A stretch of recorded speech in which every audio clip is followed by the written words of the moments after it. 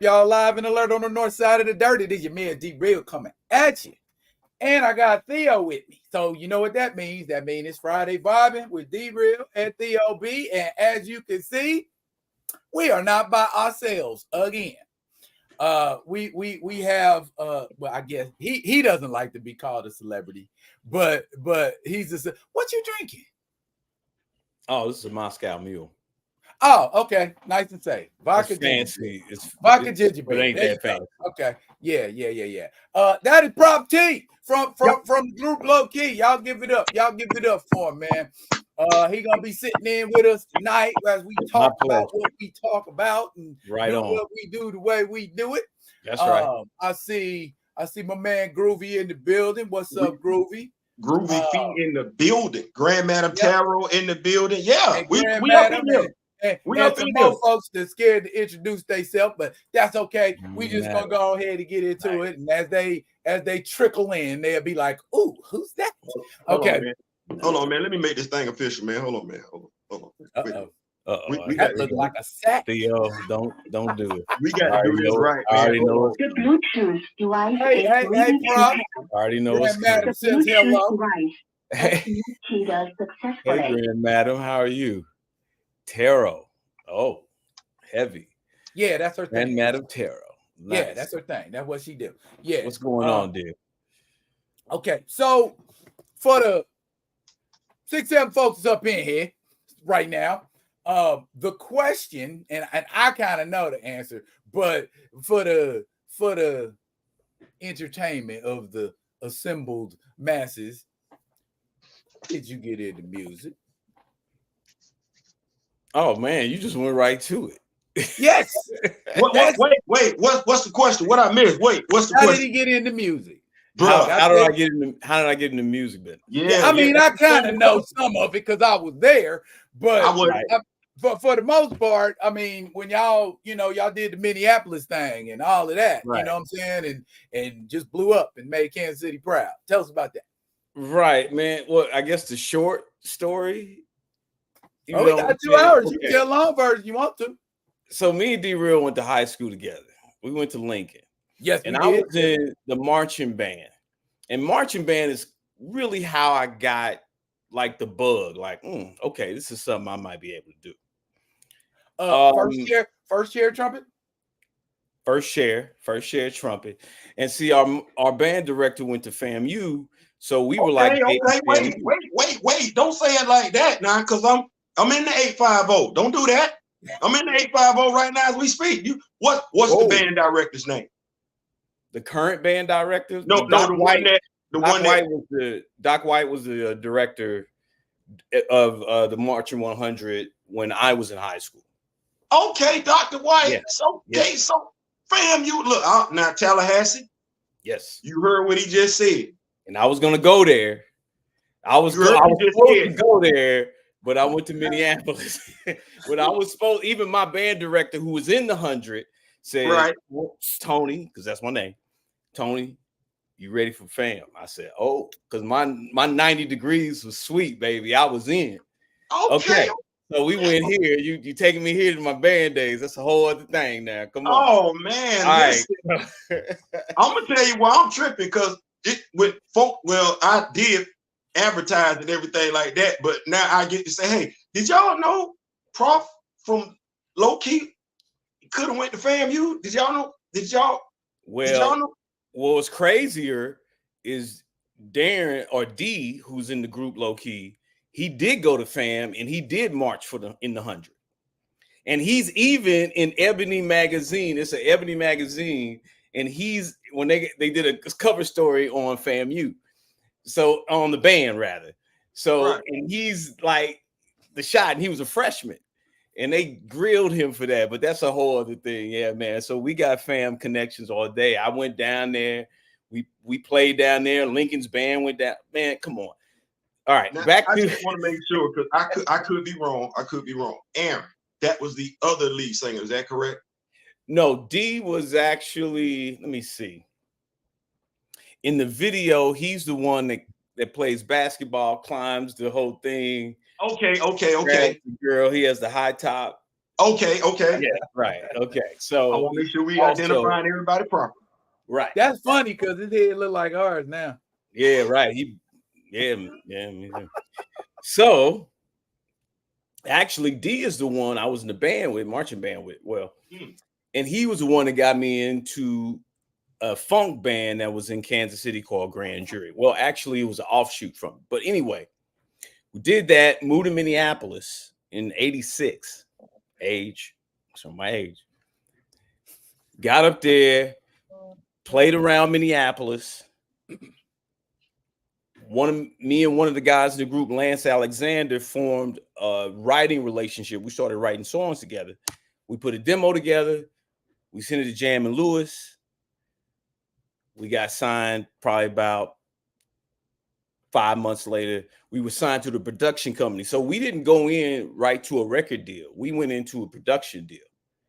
So we moved to Minneapolis. We were working for Jam and Lewis.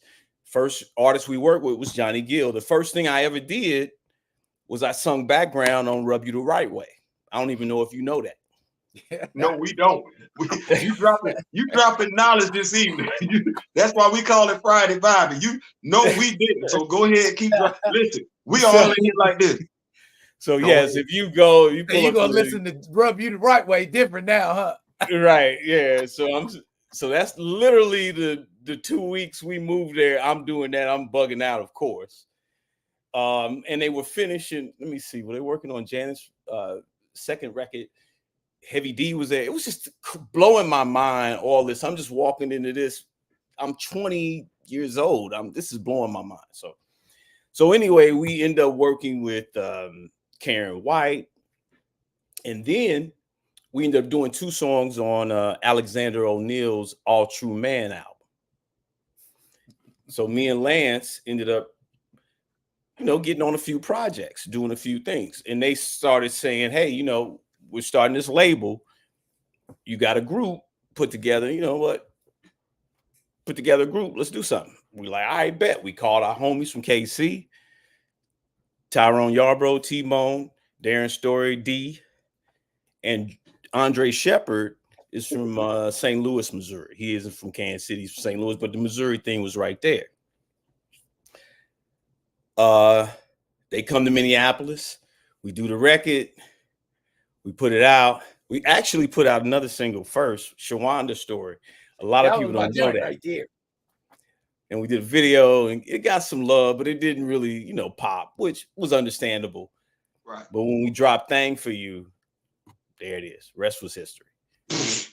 I think I really want to say, first of all, great song. Let me just say that, great song. And I think around about that time frame, I think, we had y'all low key and everything like that. And it was just, I almost want to call it a renaissance of R&B groups and everything like that, because there were quite a few, there were so many R&B groups during that time frame. And it's crazy because there's literally none now. I don't think there is one. But and all of y'all, you wasn't necessarily competing like I want to be like the next guy or the next group. No, we just gonna carve our own little niche. And like I said, with y'all, I ain't got nothing to say. Y'all not gonna hear me say nothing. I done already gave him his flowers before we went live. So I'm not gonna do that. Theo gave me plenty love, and I appreciate him for that. That's my brother. Y'all, now this conversation makes me ask a question, because I was thinking about it the other day, and Theo and I talk about it all the time. And I know there's not just one answer. Why are there no more R&B groups, Harley? You already know the answer to that.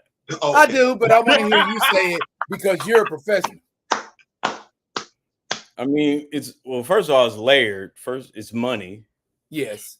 I think in the beginning, right now we're dealing with a lot of artists that are getting more money than they ever have from the sale of their records and their whole career.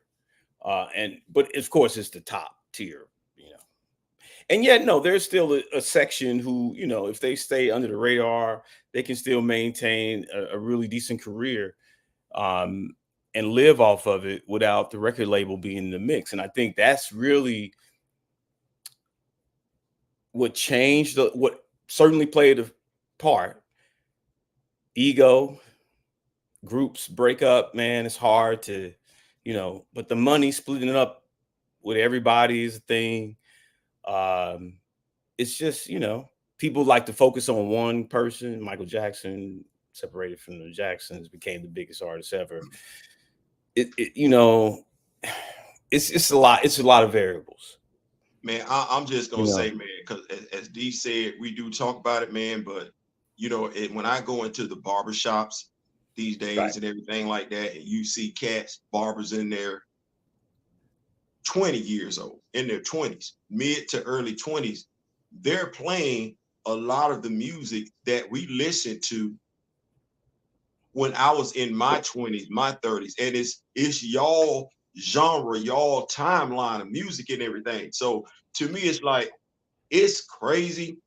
We talk about it. Me and D Real, we'll be doing our respective individual lives and everything, and somebody will say something, leave a comment, and we'll bust a verse from that particular song, right? Y'all missed, like, for real. Like, I don't know who needs to tell people, but it's like, it's certain folks that's got podcasts. I don't want to hear nothing about your podcast. Go get your behind in the studio and drop me an album. I don't care about your opinion. I don't want to hear that. I'm thirsty right now. That part, man. That part all day. It's last just year people don't buy records no more. That's all. Last year, the fellas from Kansas City came up and visited, and we talking about y'all, and it's like, man, it's just, it's so much talent, and I don't say that to like toot no horn or make. It's so much talent in the Midwest, and I don't say that as a knock to no other region.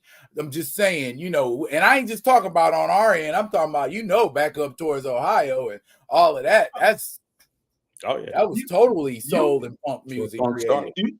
You messed me up. He messed me up when he said Minneapolis. I said, wait, hold on. I'm not gonna act like I'm totally ignorant when it comes to music. Hold on for a second. Right. Minneapolis, that's the twin. Wait, ain't that the Twin City?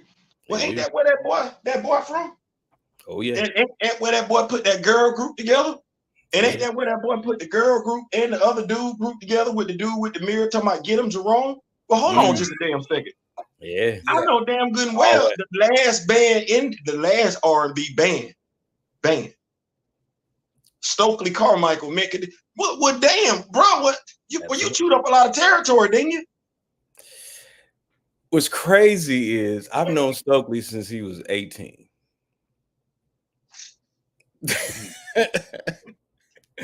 We go back. When I first moved, I moved there in 86. So there were bands playing and we had our band, so we crossed paths. The crazy thing, we had the same manager, this cat named DJ Cowboy. So he was booking us in groups. So Mint Condition, and at the time it was Grand Jury, he was representing both of us and we were playing around town. We shared the same rehearsal space. So, I mean, we hung out. I remember Stokely came over to the house one day and he was playing his demo. I was like, well, first he was just playing his music. And I was like, how you get this Prince shit? He's like, no, that's me. I'm sorry if I said yes, I shouldn't curse. It's okay. It's okay. Friday. We grown in here. Okay. Right. And it was him. He sounded like Prince. I couldn't believe it. I mean, the dude is a prodigy. He's a child prodigy. The dude is, and then here's the thing. So when we got signed, I'm walking through Flight Time and I see Stokely and we bumping each other. Like, we look at each other like, what the heck? What? Because we hadn't seen each other in like 5 years. No, about 4. Actually, not that long. No. We hadn't seen each other like only a couple of years. But we still hadn't seen each other, hadn't communicated because we didn't have smartphones and pagers back then. So it was the phone, not your phone, your house phone. So anyway, I just bumping him at Flight Time. He's like, oh, snap. We hugging. And it turns out Mint Condition signed, Low Key is signed. We putting out records at the same time. It's crazy. So we've been like every step of the way, and we were competitive. We were certainly competitive, but clearly, that's an amazing band, yo. I've known it. I've known them cats. Oh man, Larry, Jeff, Carrie, Rick. I mean, we've known them just like they family. That's crazy. So, I bought his album, the LP Level. You know, I'm see. You heard what I said. I bought it. Right. You bought it. If I rock with you, I'll rock with you. You feel what I'm saying? And y'all, for me to just sit back, the names you have mentioned, the territory you have covered, I'm blown away. I'm sitting there like, wow. Like, thanks, Theo. I mean, I feel like I just fell into it, honestly. I mean, if that's what happens, that was happening. But yeah, y'all that's don't a great thing to fall into. Yeah, exactly. It ain't like you ain't had a talent for it. You feel what I'm saying? Like y'all did that, and that's, you know, I honestly, I'm hoping that me and D Real, I keep saying we the smoothest OGs in the land. When it comes to our, you know, music and everything like that. Just to sit back and be able to talk to cats like yourself and everything like that, who, you know, you can easily take me and D Real down memory lane. Like, right. I sat back. Where you want to go? Because we went out on the road with all. See, Theo, we went out on the road with I'm all. looking at the jeans, the sports jacket, the hat, the cane. I'm sitting back. I'm like, brother, look comfortable. We look like we got to be in shape 24/7 now. Back then, you could be comfortable. Well, man, you know, skinny that. No, you mentioned all them groups in the 90s, but you're right. So we went on the road with Shy, Silk, Rude Boys, Levert, Jade, SWV, All for One, Brian McKnight. You know, we did shows without, I mean, it was a great time. Yes, you are absolutely. I mean, and I'm just touching the surface on groups, R. Kelly, After 7, you name it. We were out doing shows with them in that really golden era. You're right. What is it, Kimyo Kid? The 90s are a golden era of R&B and era. Man, it was lit. Your talent and everybody knew their lane. Like, I'm gonna sing. I'm singing. If you're a rapper and you need a song, you need a verse song, I'm coming. Now, if I need a rapper, you coming. Not everybody want to do. There is something to be said back then for everybody staying in their lane, doing their respective features. We don't get that. Did I say I was thirsty? I'm dehydrated over here. Yeah, you know, I mean, and you're right, but there are layers to this thing. And the big thing is the money. See, it's difficult. It would be great if the game was set up the way it used to be and everybody ate. Right. But the problem was everybody wasn't eating. So now everybody's trying to eat. The problem is you got to wear too many hats to eat. You got to be the director, the photographer, the promoter. You got to do everything that the label used to do. So we're in a bind. And look, people aren't buying music. It just is what it is. Why you think everybody's selling their publishing? I see that, man. Everybody in this feed, go pull up singers, artists, writers who have sold their publishing in the last 2 years, and you'll get your answer. Nobody's buying music. So it's not that it's not money in it, but it's a long game now. So you can't invest. You got to sell it so you can live, because nobody's buying the records. That's why I'm with you, because your concert ticket prices is $300, $400, $500. We went and seen Usher. Do you know how much them tickets were? Jeez. But I love him. It was an amazing show, and I would pay it again because of the experience. But it sucks for for most people. That's rough. I told my wife the money is the problem. The goal is for us to elevate financially to the point where we get invited, because I'm not paying for no ticket. Like, I let me be the host. You know what I'm saying? Let me be the host. But I can't do it. I've been rocking with y'all for a minute now to put some change in y'all pocket. I can't do that no more. I'm trying to get where y'all at. BET carpet. But no, to your point though. Right, man. I think it's, a lot can be said about, when I look at, nobody's buying music anymore. And if you want to know what a artist has dropped, if you're not following that artist, like if you're not their fan, then you're relying on word of mouth, because more often than not, if you're going to see a video, it's going to come across on social media. Right. I think we did ourselves a huge disservice. And when I say us, our people, specifically Bob Johnson, when we made, and I don't want to say it, I'm going to say it was one of the contributing factors to it. Yeah. When we sold BET, because BET sold, to me, BET sold Rap City, Under the Basement, 106 and Park, shows like that were fundamental, useful in promoting our artists such as yourself, getting their music videos out. Because once if you saw the music video, you were more inclined, like, wait, hold on, let me, you know what I'm saying? Now, and it's like you said, the way it's set up, if you see the music video show up on YouTube, if you're not a fan of that artist, you just like that song, well, there's way too much YouTube. This is me helping y'all out. It's way too much software out there right now to rip a YouTube video. So you got artists such as him out there, they put a song out, somebody can easily download that video, convert it over to the audio. Now you got the song. So you're right. I don't know what the solution is. The internet is a blessing and a curse. And that about sums it up. That about sums it up. But we just get in where you fit in. That's all you can do. Yeah. You figure it out. You do stuff like this, Theo, what you and there. Can I call you D-Real? They stopped calling me D-Real all the time. D-Real. Oh, okay. Because I've been trying to hold it in because I've known you. It's all good. Just like I was holding in, not calling you Tony. Right, exactly. That's how we go back, baby. So right. Yeah, man. But stuff, what you guys are doing, that's it.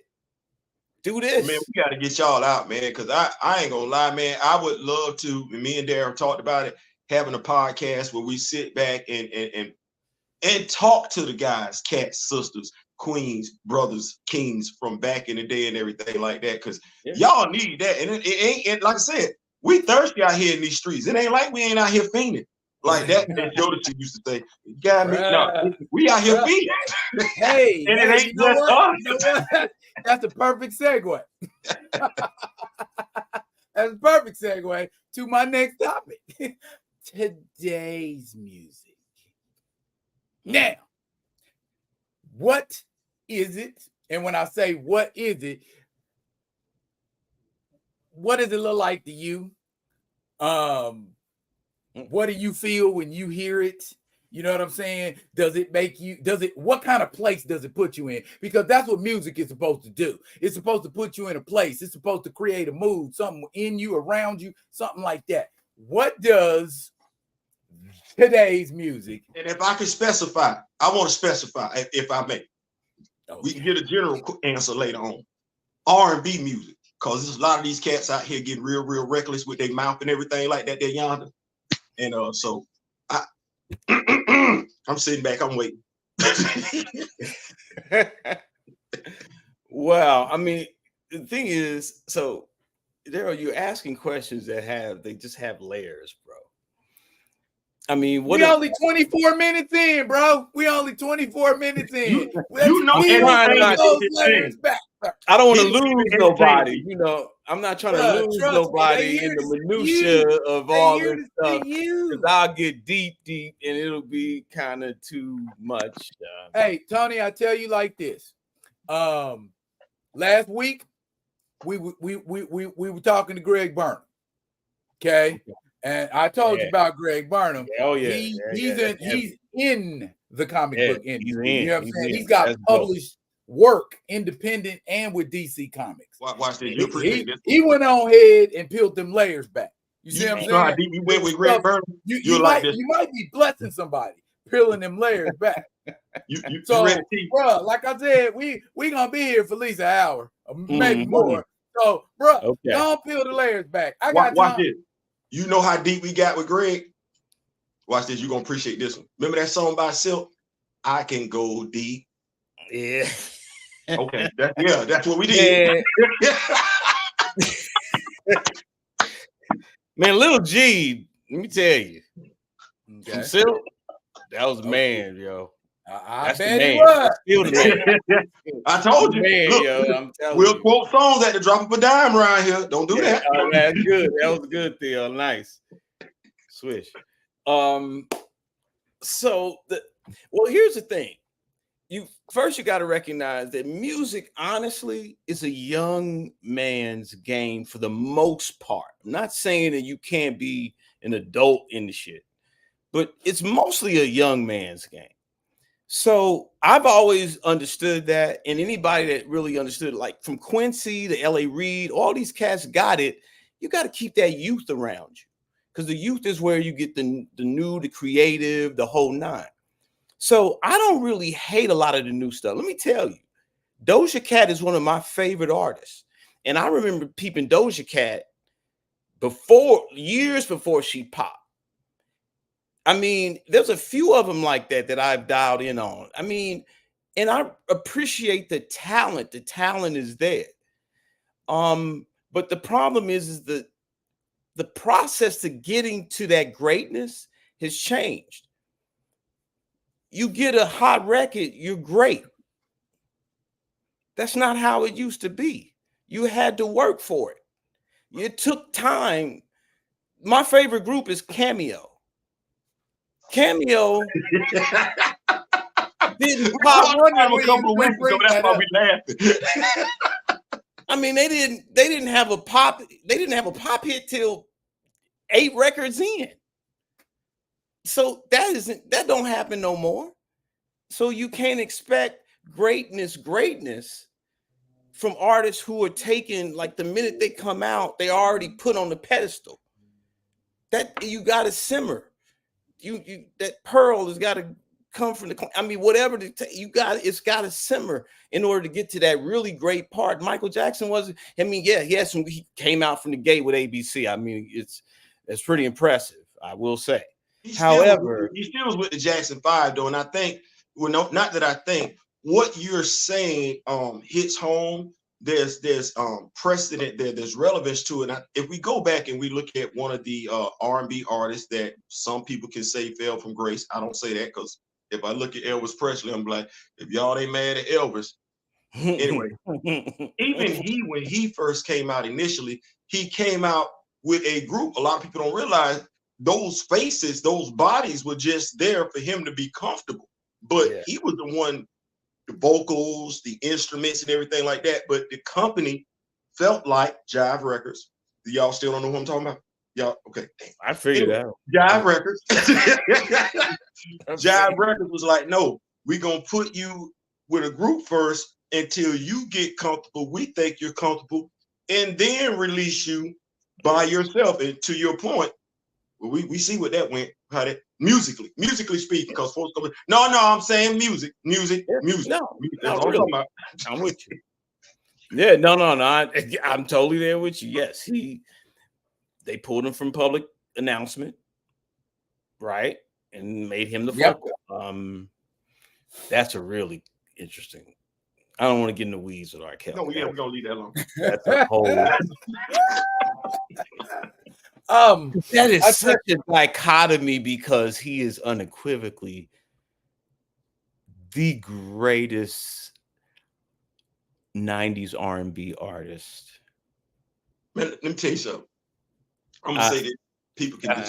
He's special. For his deeds.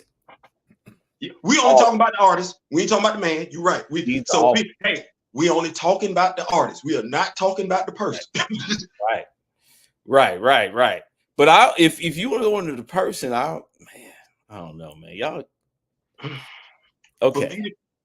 We here, So man. We what- here. Okay. Yeah, so, man, speak your piece. because it's about, you got to understand psychology, or the brain. Okay, so if you were molested by your sister from the age of 7 to 14, and you already have some mental health issues, you are not going to be a normal functioning person. Now, this is not in any way excusing his behavior, but it was not, I don't want to say encouraged, but it was certainly, what do they say? What's the word that they use for, people that enable? We can say Pandora's Enablers. box is open. Yeah, Enablers. and it's not really, it's the thing is that I feel for anybody going through that, the people that had to deal with his damage. Oh, God bless them, because I know that Yeah. I mean, they here's say the what hurt people and thing. I mean, that's there, but to think that he's going to be a normal functioning adult, and the fact that he's this amazingly gifted, of course he is going to be allowed to do.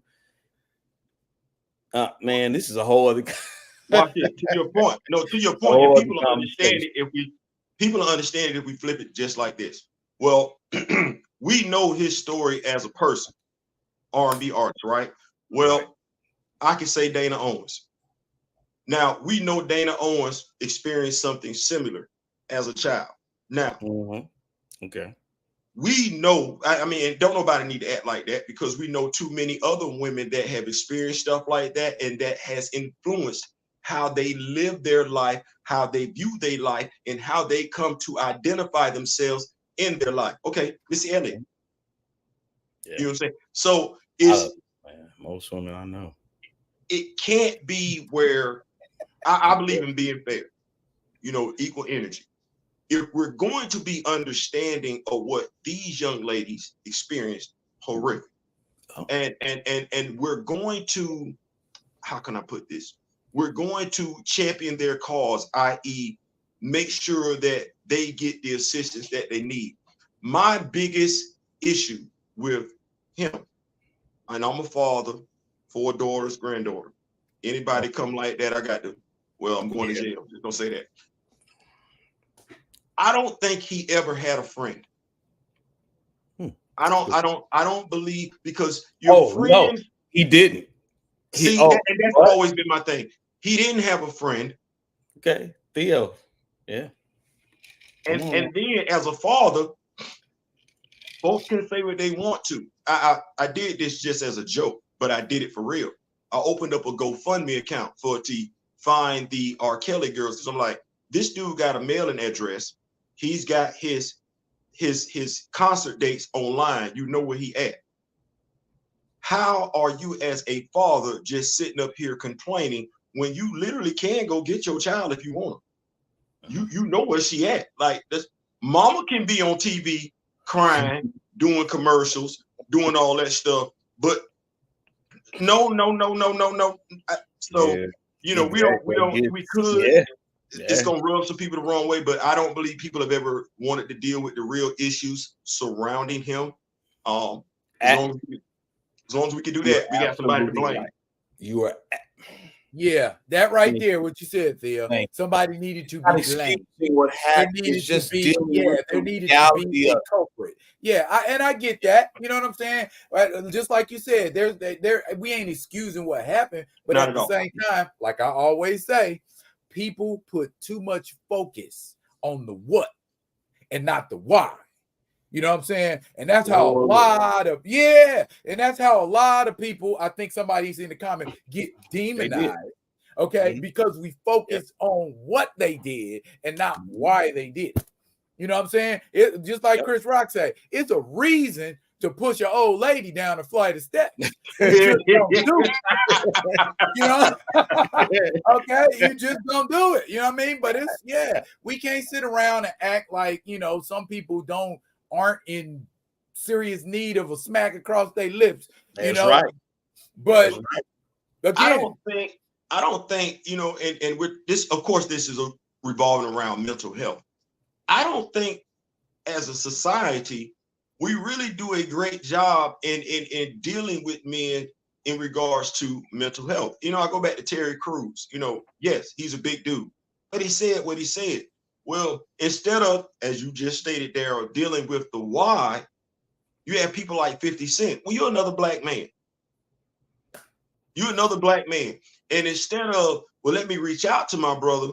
Well, okay, because see me, I'm a fool. I got a PhD in acting a fool. Well, 50, how would you feel if somebody joked about you getting shot in your face 9, 10 damn times? Like, suppose that was the running joke. And for you to get shot like that, you must have been a snitch.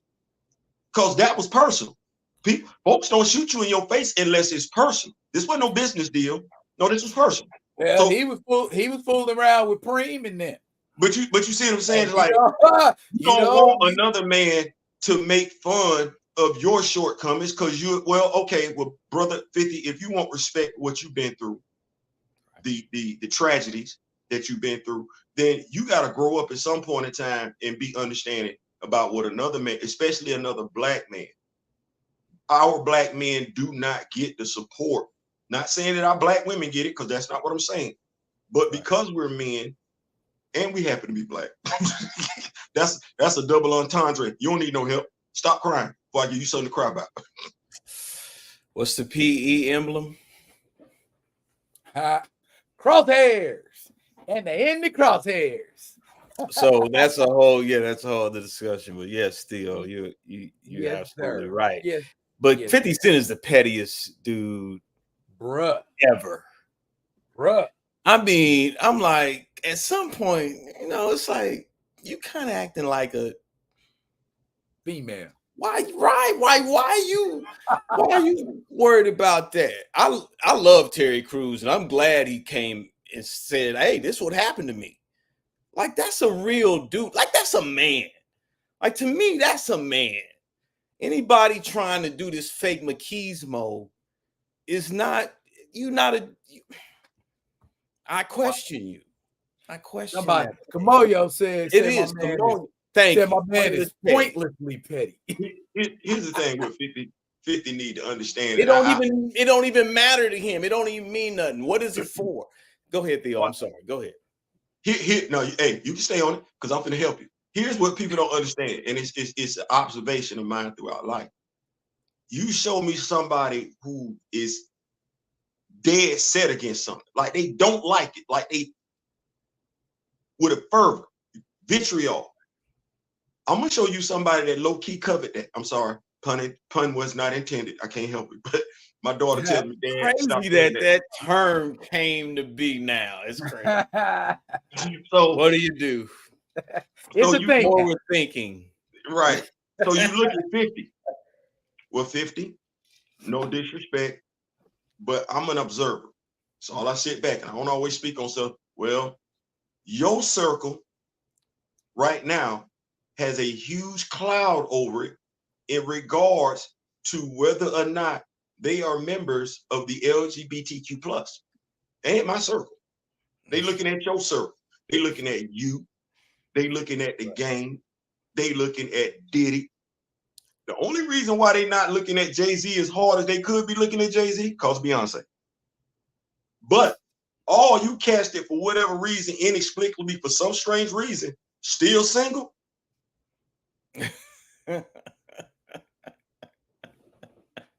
I ain't saying, I'm just saying. Jaguar right out here in the streets telling all y'all business. I don't even rock with her. Man, I know her too. Like, I've known her for a long time. I know her since she was 16. Never get on her bad side. Oh yeah, man. She's always, and that's what so she could have been signed. She was supposed to be signed at 16. But I think because she back then in the 90s, she was that. So I don't know if it translated, but she's talented. She's really talented, and it's crazy to see that everybody knows her on this tip, and it's like, yo, this sister is dope. Like back when she was 16, everybody, because she's from Philly, and we used to do there were these it was this convention called the I Am Convention. It was run by Deanna Williams, who was married at one point to Kenny Gamble from Gamble and Huff.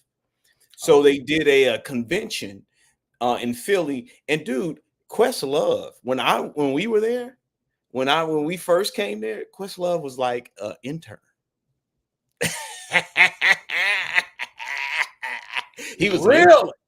Yes. I saw Black Thought sitting in the corner like this. I was like, hey man, he said, so you wrote okay.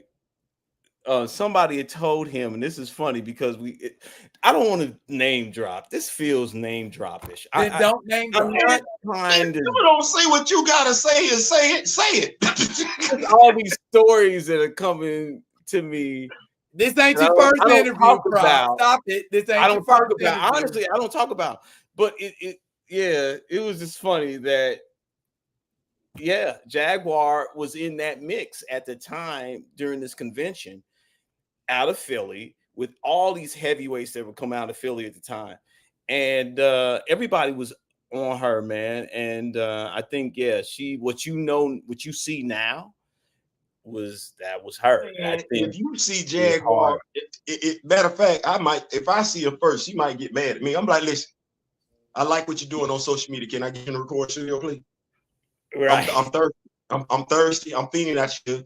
And my people's out here feeding for some R&B music. Thank you, please. Yeah. Thank you, if you could. When you got some free time, we need that. Right. we need that. Out of nowhere, you know what I'm saying? It might be the peaches and cream, but out of nowhere, I just thought about Jean Grey. Y'all remember 112? 112? No, Jean Grey. 112? You said peaches? 112. What about 112? I'm talking about Jean Grey. You said peaches and cream. I'm just asking you. I ain't know you said 112. No, peaches and cream. I'm smoking. Okay, I'm sorry. You know where we at though. You can't stuff like that. No, Jean Grey, the rapper. Oh yeah. Jean Grey. Okay. All right. I thought you were talking about the comic character. Nah. We get to that in a minute. We got plenty. Yeah. Jean Grey. Yeah. Jean Grey had a moment. Yes. And why? Because I feel like she was on a caliber of a Latifah or you know, somebody on that level, but her stuff was just too. I don't want to use the word woke. I don't want to use the word conscious, but What's her hit? You see? Okay. Why we what? I don't know what you're talking about. But she was good, Prof. There's a lot of good folks. It's a million talented people. It's a million of us. He said, "What's the a million of us?" I'm saying, what's the million talented people. Okay. Guess what? You only know they working at Walmart. They working at Walmart. Hey, you only know this many, right? Okay. Yeah. That's all I'm saying, yo. Okay. It's not. So she wasn't. It's just wait. Hold on. I'm in here. They got me in here by myself. Or KG or Swiss. Got me in here by myself. Well, listen, I'm gonna hold it down. I mean, y'all know we in here. We in this. There we go. Well, they done froze up on me. They got me. There we go. Yeah, that was you. There we go. Y'all trying to have me host myself. I didn't sign up for that tonight. We'll keep doing the show without you. You back? Welcome back. Okay. All right. He said, well, I'm going to just do it by myself. No, you're not. Okay. Listen, I can't listen. The show must go on. Okay. Now, Prof, did you ever watch the X-Men cartoon in the 90s? Absolutely. Okay. Were you aware that there is a project called X-Men 97 where they are going to pick right up where the X-Men cartoon left off? However, there are a few changes. Okay, the biggest one is always the one that always gets all the attention. If it's about somebody's sexual orientation, or it's about somebody's gender, or if it's about somebody's sex. Okay, remember Morph? The one that shapeshifted. He used to shapeshift. He turning. Yeah. Okay. Okay. Instead of him being a man, now he's gender neutral. Okay. Okay. Like in Gen X. Instead of attacking that, in my mind, I said, by proxy, aren't all shapeshifters gender neutral? Don't nobody say that about Mystique. When Mystique turns into a man, don't nobody say. They just had a whole connection about that, right? When it was revealed that Mystique and Destiny were Kurt's mama and mama. Oh, they lost their mind. There is no Azazel as far as Anik, not Anik. Lord have mercy, must be talking. That's my youngest daughter's mother must be talking about. No, Mystique shape-shifted into a male and got Destiny pregnant. Wow. And everybody, that's dope. Then nothing left to say. You know what I'm saying? She just I'm with it, yo. Do that. Give it more grief. Right. When I say everybody lost their mind about like 3 months ago, oh my God, boy, social media had blew up. Oh, the X-Men then went woke. I'm like, pause. She's a shapeshifter. Now, here we go. Ready? This is me. If I was a shapeshifter, would I ever sleep with a dude? No, I would not. Would I sleep with quite a few women? I like women. What form might I take when sleeping with said women? Aside from a male, a female. The thing is, unlike Mystique, I would never sleep with a dude. I don't know why folks act like you. Just ask yourself the real damn question. What would you do if you could shapeshift? Aside from the obvious, because I know dudes gonna be like, oh man, you know what I'm doing. Yes, I know what you're doing. We're not having that discussion. That's gonna be the first damn or second damn thing you think about. Nobody cares. We get it. No. But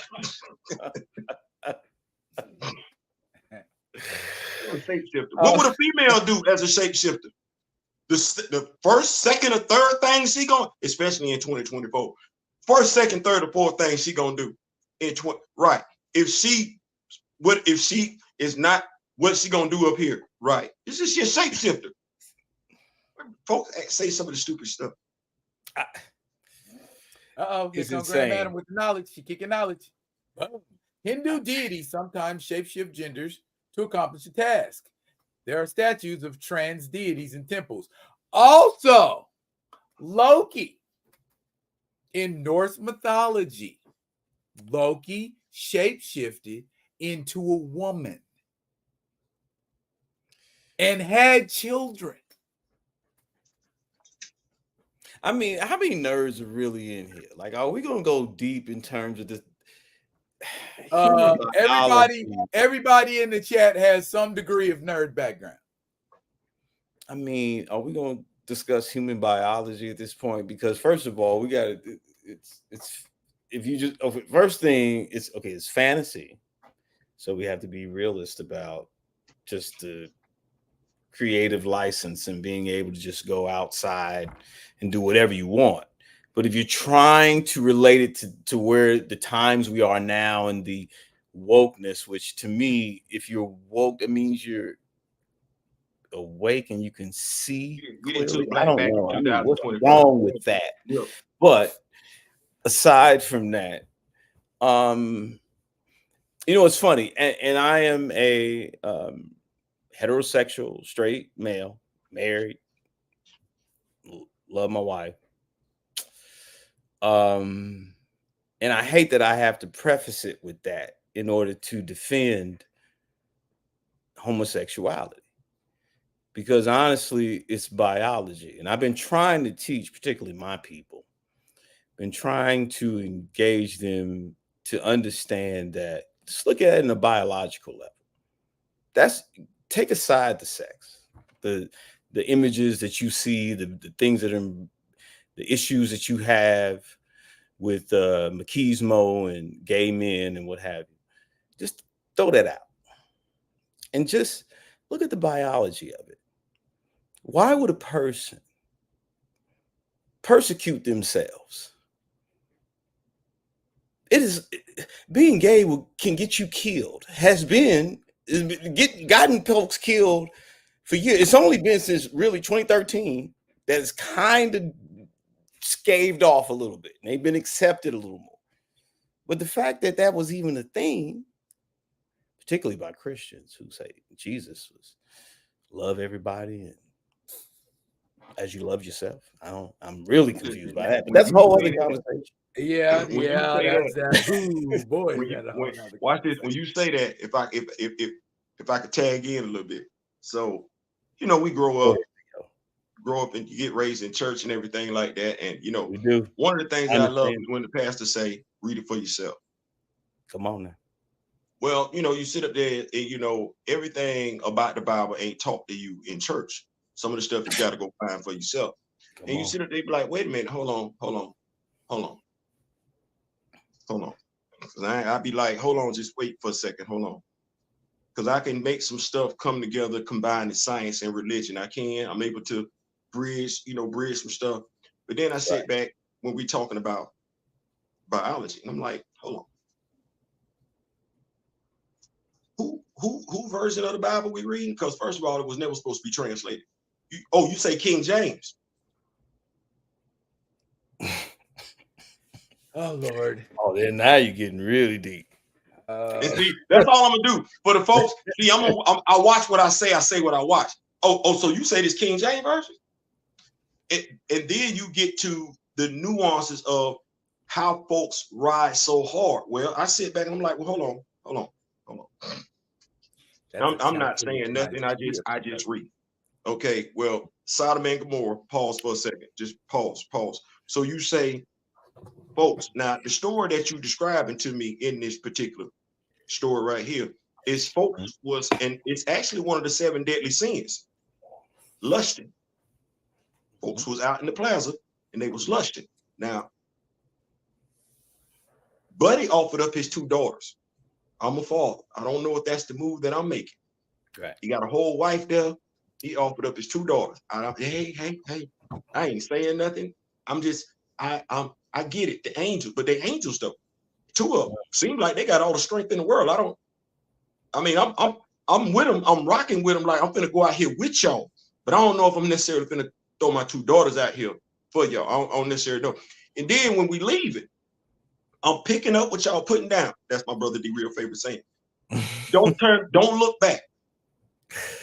You know what?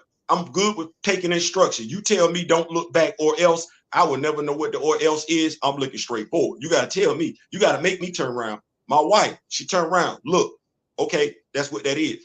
Then, okay, I ain't got no sons.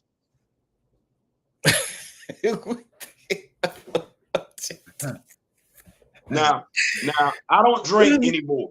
I don't drink anymore. Now, I can tell you that as a father, 2 daughters, 4, but my 2 oldest, I've had them with me at different periods of time. I can tell you as a man, I have been inebriated. I mean, inebriated more than once. So I'm looking at this story. And I ain't judging. Just reading. I ain't judging. Right. Because folks tell me he got blessed with some boys. And I'm sitting here, hold on. So you mean tell me the oldest daughter got him drunk? Because I ain't never been this drunk. I don't know what he was drinking. But you mean the older daughter got him drunk? Hey, what you drinking? I don't be trying to make nobody mad. I'm just saying, I read this. No, hold on. Just stop. The oldest one got him drunk and he went with it. And the very next night, she told the youngest to do this and got him drunk again 2 nights in a row.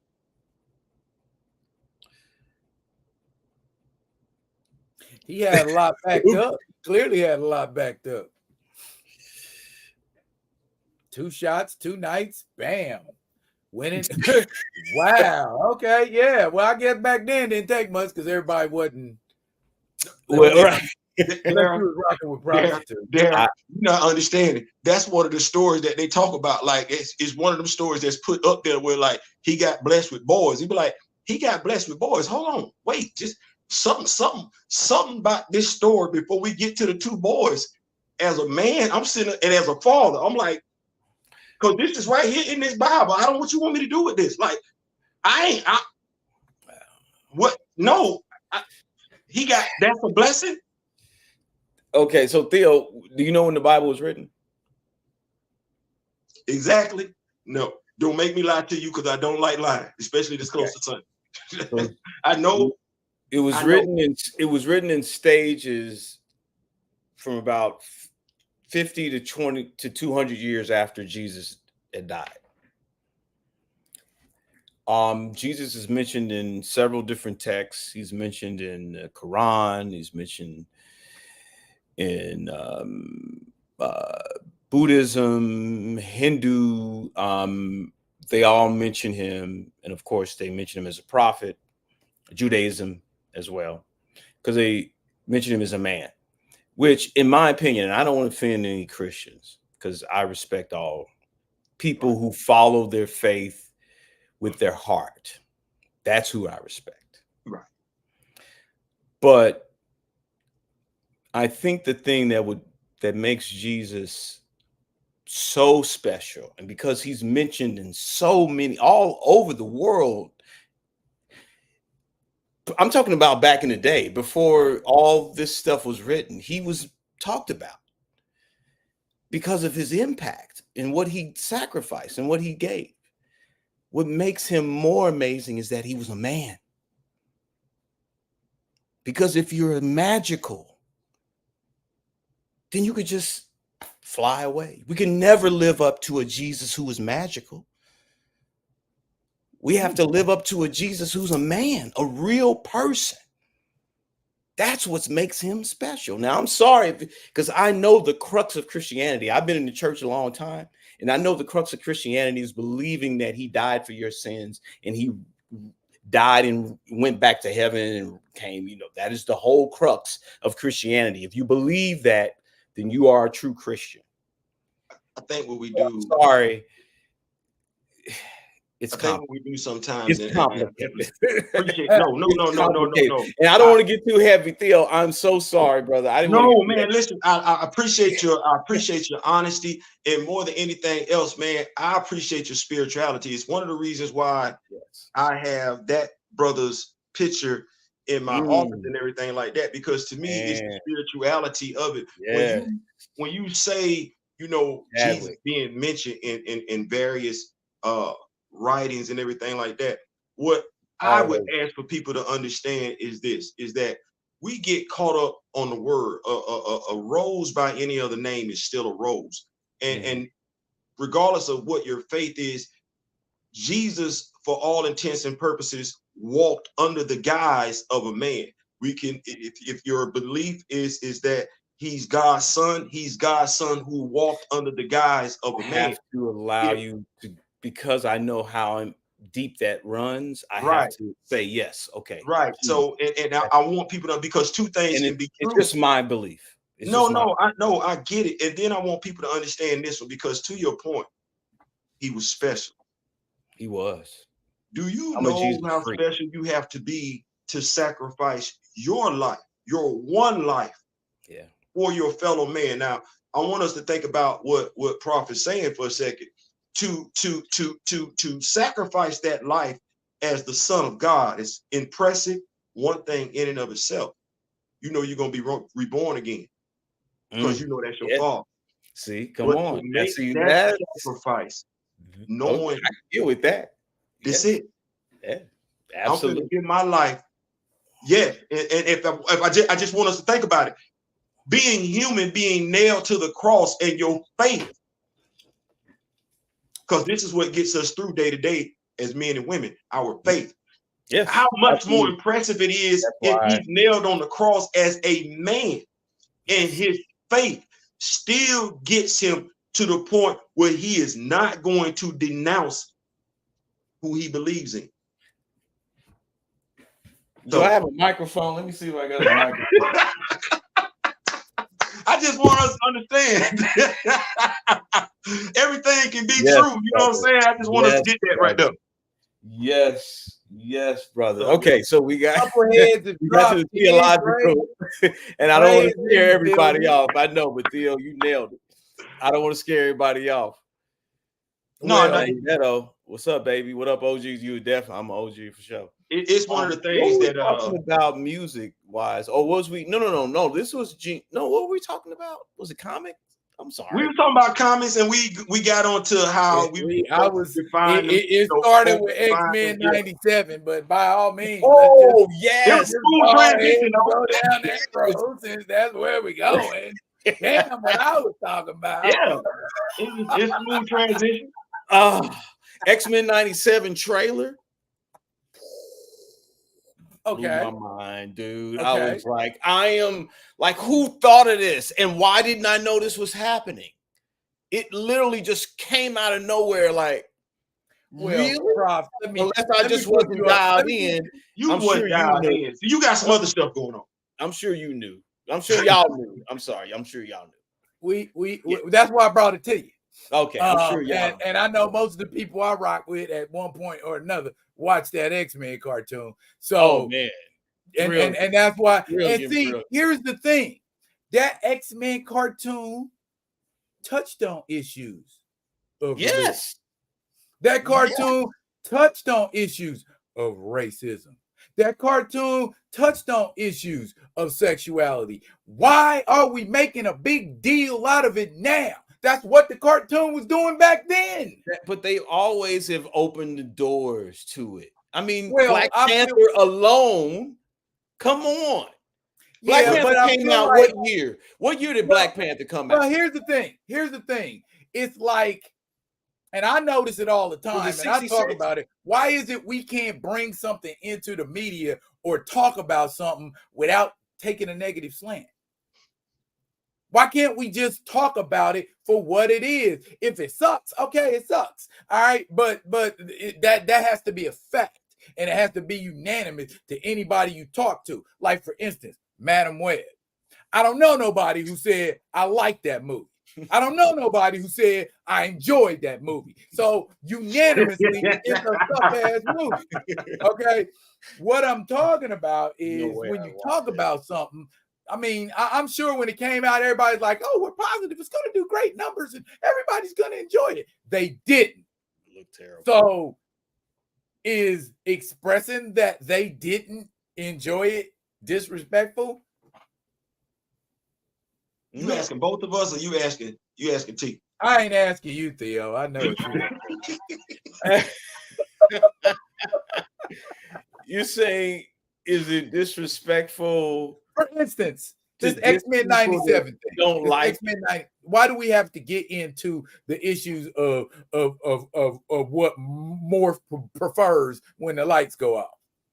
Ain't this a show about superheroes? Ain't this a show about mutants? Why can't we focus on that shit? To me, I mean, I just can't believe nerds can be that narrow-minded.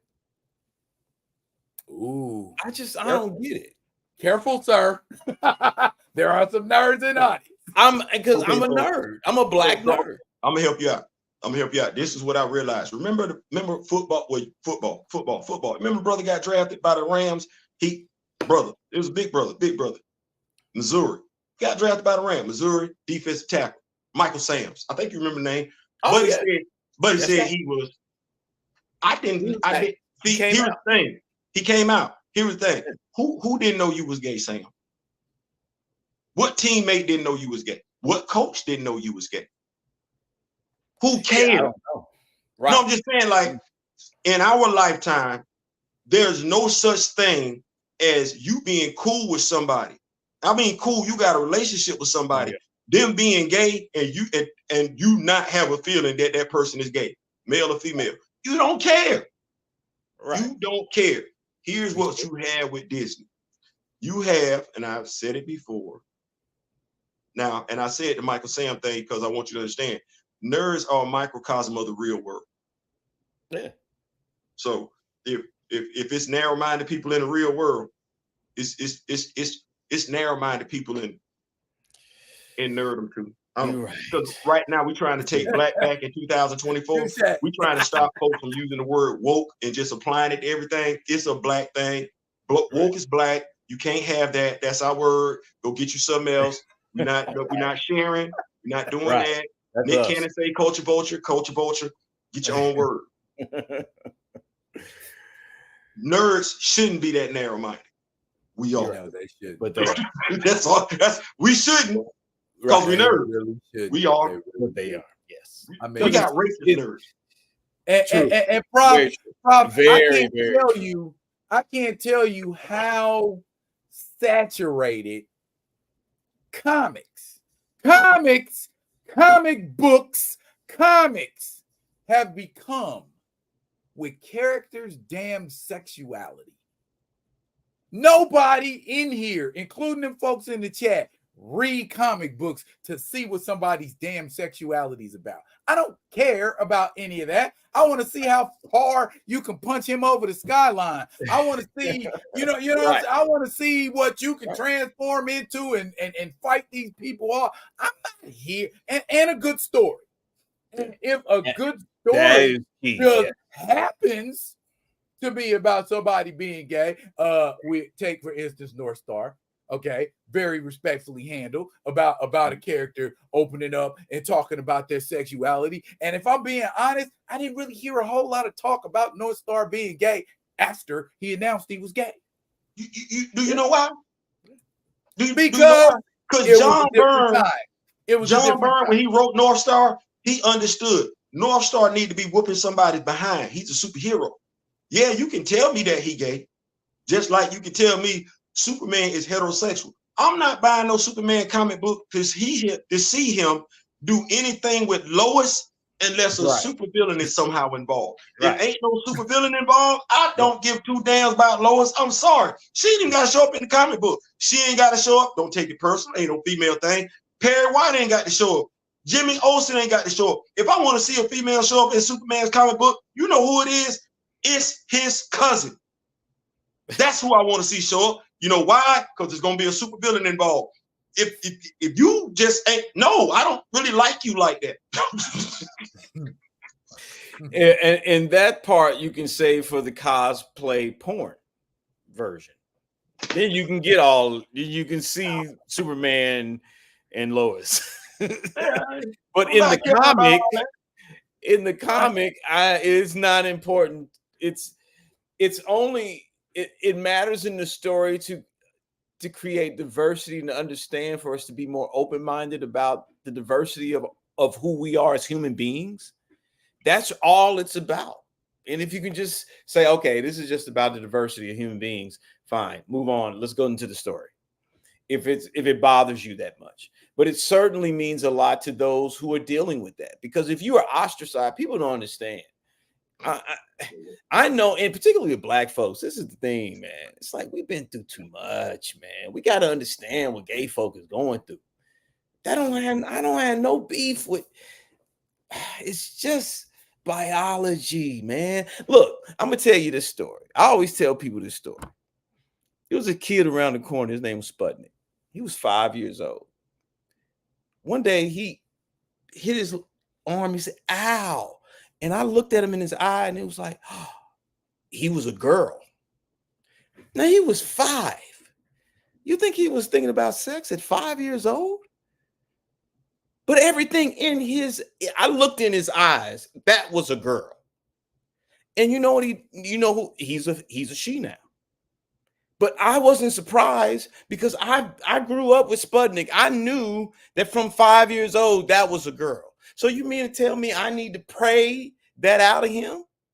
Come on, man. I don't have time for that. Why does that what's that got to do with me? Watch this. I take you one bit. He's a human being, and Jesus will love him, her, whatever. We still love him. Watch this. You ready? If you read the Bible, not you. If you read the Bible, and Jesus died for our sins in the Bible, like it's in the Bible, right? Then this person over here yonder that you feel like is committing a sin, guess what? Jesus already died for it. So don't ask me to read the Bible. Don't tell me to go read it. You said, Theo, don't take my word for it. Go read it for yourself. Okay, well, you said he died for our sins. You ain't say some of them. You ain't say most of them. You ain't say he died for some of the folks' sins. You ain't say he died. You said he died for all our sins. That's the folks that hadn't even been born yet. Well, guess what? If what they doing is a sin, then it's already been paid for. He who be without sin cast the first stone. It ain't your job to judge. God gonna settle up on settling day. Let that deal with it. You go live your life and be great. Come on, man. We gotta love each other. We got too much to fight against, man. We fighting against each other. You are absolutely right, Theo. You nailed it because you're putting it on their level. It's like, look, if the sin's been paid for, then what's your problem? Because you can run around, cheat, lie, steal, and you think that's better than being gay. What? I try my and okay. He has been on that with me. Shout out to Mr. Ray Smith, Grand Madam Tarot, and everything like that. I used to be one of those people that even going to December 8th, polymaths, because that's when Derek did his interview on Urban Faith. I struggled with my spirituality and being a Black person. Yeah. I struggled with it, and it wasn't until I got to learn more about Chadwick Boseman via what Derek was saying, and I'm looking at this Black man, this proud Black man, Derek Boseman, embracing his ethnicity, his culture, his race, and still being a man of God. And I was like,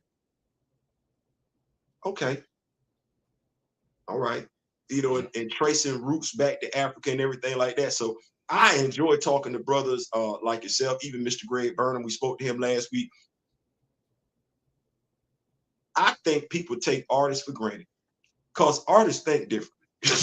Like, y'all, it's a different conversation. I know it's a different conversation piece, and I just find that to be refreshing to be able to talk to yourself, brothers like him, because y'all ain't on the superficial stuff, and I can appreciate that. No, I'm in the mud, baby. I love people. I love, and it's just Born 360. You said it's all about good storytelling. If it's bad, it's just bad. Absolutely. Yeah.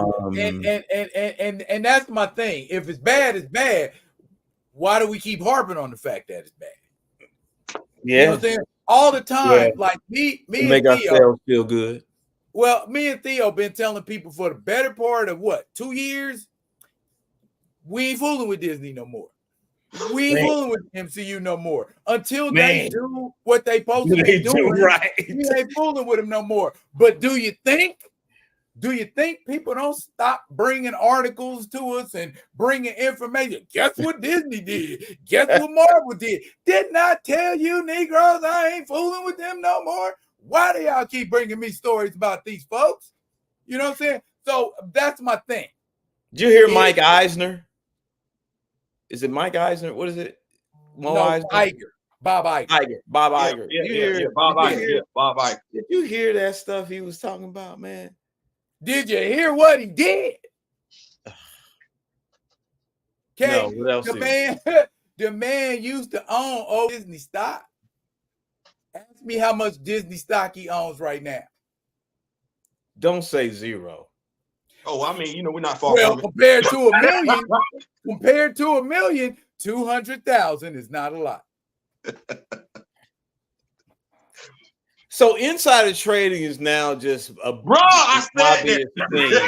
It's just an obvious. It ain't no shield. So y'all might well take Madoff out of jail. Hey, I said that I was out of jail, bruh. How that man know that? How that man? Okay, and if then just blatantly sell your stock short, the people that's gunning for him, the people that's gunning for him is two of his former CFOs, of course, amongst other people. So they know some stuff. Of course they do. Oh, let me hurry up and dump all of this. T, this is what I said. I said That's a running joke with the Rock With Me Nation. I said, if you would have told me there was one demographic of people that don't believe in losing money, it would have been them. Throughout history, they all about making money. Losing money? Oh no, no. Somebody finna get ghosted. They losing money. I'm sitting back looking at Marvel Studios over the past 4 years. I'm like, oh, y'all just throwing away money. Like, what? Then, okay, oh, so you selling your shares? Well, last person I know did something like that. Her and Snoop Dogg real good friends. I ain't trying to be funny. Yeah, Martha. Martha did 6 months. Yeah, how you own all them comic book characters? You can't give no good movies. Oh, Captain America, Iron Man, Thor, Hulk, Silver Surfer, the Fantastic Four, the X-Men, Black Panther. This is basically what they did, Tony. Okay, say for instance, if we was making an album, and the executives told you, you can't go to no R&B artists to help you make your R&B album. That's what that is. That's what they're doing over there. No. That's what they do. Movies, and they ain't consulting nobody in comics. They know nothing about the comic universe. And then shocked when your shit tanks. No, for real. He dead ass. He dead. Are you talking about Abrams? Huh? Are we talking about Abrams? Oh, no, we talk about Marvel. Disney. Tag me real quick. Tag me. Bruh, the dude is quoted, and I'm talking about Kevin Feige. He's a Star Wars Indiana Jones fan. Even up to his teenage years, he was never really a comic book head. Even to this day, he's still not into comic books like that.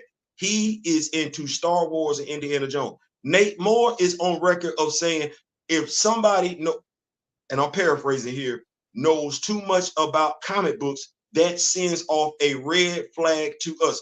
Kevin Feige is on record is telling a director to turn down their nerdom. Here's what R&B artists such as yourself, it's almost like the record label coming to you. You're an R&B artist.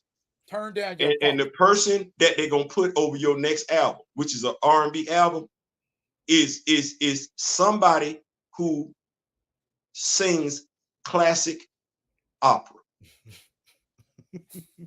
And they don't even listen to R&B music. Their next favorite form of music before we get to R&B after opera, it's country. So they ain't in your wheelhouse at all. They not listening to jazz. They not listening to pop. They not listening to rap. No, that's what Marvel brags about, and they've been bragging about it for the past 4 or 5 years now. That's been their business model. How, Sway? Who's running Marvel? How, Who's Sway? running Marvel? Kevin Feige. Okay. So there you go. You have a shepherd shepherding the sheep into the water. And under the premise of that's why you disappointed. That's why as a movie fan, you ain't been getting what you superhero stuff lately. You get a comic book and get inspiration. Did you go see Flashpoint? Did you go see Flashpoint? I did. See, that's what that is. Did you wait? What was the last Marvel movie you went to go see? Look at your face. Your face says it all. What was the last Marvel movie you went to go see? Wow, it might have been that one. It might have been Flashpoint. I don't know. Let me see. Okay, so let me ask you this question. What's another one? I didn't see Marvels. I didn't see Blue Beetle. I didn't. Stay right there. You say Flashpoint. Did you see the animated cartoon Flashpoint on Max? Okay, watch it. Love it. Hold on. Do you own the comic book series Flashpoint? No, I don't. I'm sorry. Why? No. That's fine. There. What I'm saying to you is, my apologies. No, it's fine. If you go to your local comic book store, you probably ain't gonna spend no more than maybe about $15 on that trade paperback. Here's what I'm gonna tell you. You're gonna enjoy the trade paperback because the trade paperback is better than the animated cartoon. Really? So it's like some Frank Miller ish. Yeah, exactly that. Okay. That part right there. That part right there. Yeah. Okay.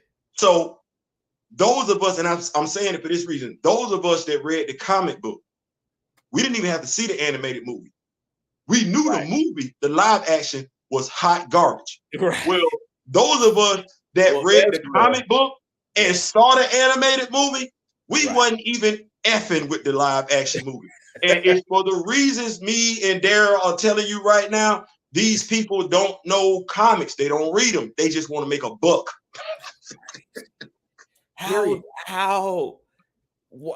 Wouldn't you make more of a buck by using someone who understands the comic universe? Man, that's like I don't understand. I'm honestly, Bryan Singer wore me out with all the X-Men ones. I got this one. Okay. You watched the first 3 phases of Marvel, did you not? I did. Okay. Now, when phase 4 kicked off and everything after phase 4 was Secret Invasion phase 4? Yes. Unfortunately, yes. That era right there. Can I get that time back? Can I get that time back? Clearly see the difference.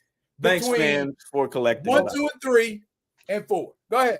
Watch this. No, I was going to go to your local comic book store and you ask them for the Secret Invasion trade paperback. You might spend about, because it was more than one comic, you probably go spend about 24, 30 something bucks. That's a whole lot better. And that money is much more better invested than what you saw on Disney Plus. And why everybody that read the comic book knew it. We was like, that ain't Secret Invasion, boy. Y'all gonna take this L. That was the thing. Everybody that read the comic book, everybody that read the Secret Invasion comic book storyline, everybody that read that storyline, we was like, this finna be hot trash. Right. Why would you do? Right. And then press go anyway. Same thing with She-Hulk. T, come on. Me and you watch Night Court. We still like about in the same age group. We watch Night Court, the comedy, the courtroom comedy dramas and stuff like that. I ain't crazy. They didn't hire anybody that read the sensational She-Hulk, nor did they hire anybody that had any experience with doing a courtroom comedy to do that show. And they bragged about it. I knew Marvel and Disney was an awful pairing from the start. It should have been Marvel and anybody else. Anybody else. Studio 24. Yeah, that would have been much better. That would have been much better. That, even what was it? What is it? Einstein. What is it? Weinstein. What was Weinstein's company? Weinstein Group. No, what was the name of the production company when he did all the Tarantino films? A Band Apart? No. That was Tarantino's company. I'm talking about his joints. Weinstein's. Hang on, Weinstein Film Company. They did all the Google out here. Shakespeare in Love, all that. I mean, they did. I mean, I'm sorry, but what I'm saying, yes, Disney should have went. I'm sorry, Marvel should have went anywhere, but freaking Disney, yo. Disney. Okay, in Star Wars too, man. Star Wars is my childhood. So when what was the was it Jedi? Because of course, I was so pissed at the prequels, just pissed that when they did the Clone Wars, it was like, thank you, God, thank you. I'm so thank you. I got on my knees. Here I am talking about religion and stuff. But I was like, thank you for Clone Wars, Dave Filoni, and thank you. But no, what was it? The Miramax. Okay. There you go. I don't. Disney. Marvel, Miramax. I would have liked. They needed edge. They They didn't need to. They They needed were something. going for the money, man. They were going for the kids and the PG-13 and all that. It just took away from those stories. How can you can't do it? That's why Dark Knight is my favorite comic to movie adaptation. Yes. Yeah. Dark Knight was nice. Like that. Shout out to Christopher Nolan and Christian Bale. They did a phenomenal job. Especially coming off the George Clooney. Heath Ledger got an Oscar nod. Yeah. Okay. Heath Ledger got an Oscar. He got an Oscar. Right. He just get a nod. He got the Oscar. He got the Oscar out of that. And Marvel should have went to Netflix. Well, you know what? They were at Netflix. I look at it like this, and this is the thing that gets me. Kevin, I'm hoping that the two gentlemen that are trying to get the proxy seats get the seats in there and everything like that. I'm a fan of Marvel Comics, DC Comics, just superheroes in general. I believe Marvel can be turned around. What's going to wind up happening, and I'm going to apologize right now for people that I'm going to wind up offending. Kevin has to go. And this is, if I had to say, this is a ethnic issue. It's true. If I have to say this is an ethnic issue or a race issue in regards to white people, every white person is not every white person. You're not a group of people. You're a group of individuals. Getting rid of Kevin Feige is not an indictment on the white race or the white man. It's not. It's an indictment on Kevin Feige. It's a smart business decision. Do not hire anybody, regardless of how they look, if they're not what's knowledgeable with what's going on. And you should be able to do a background check on these people. Bob Iger does not want to hire Kevin, does not want to fire Kevin Feige, because that's an indictment on Bob Iger. No, Bob, it's an indictment on Kevin Feige.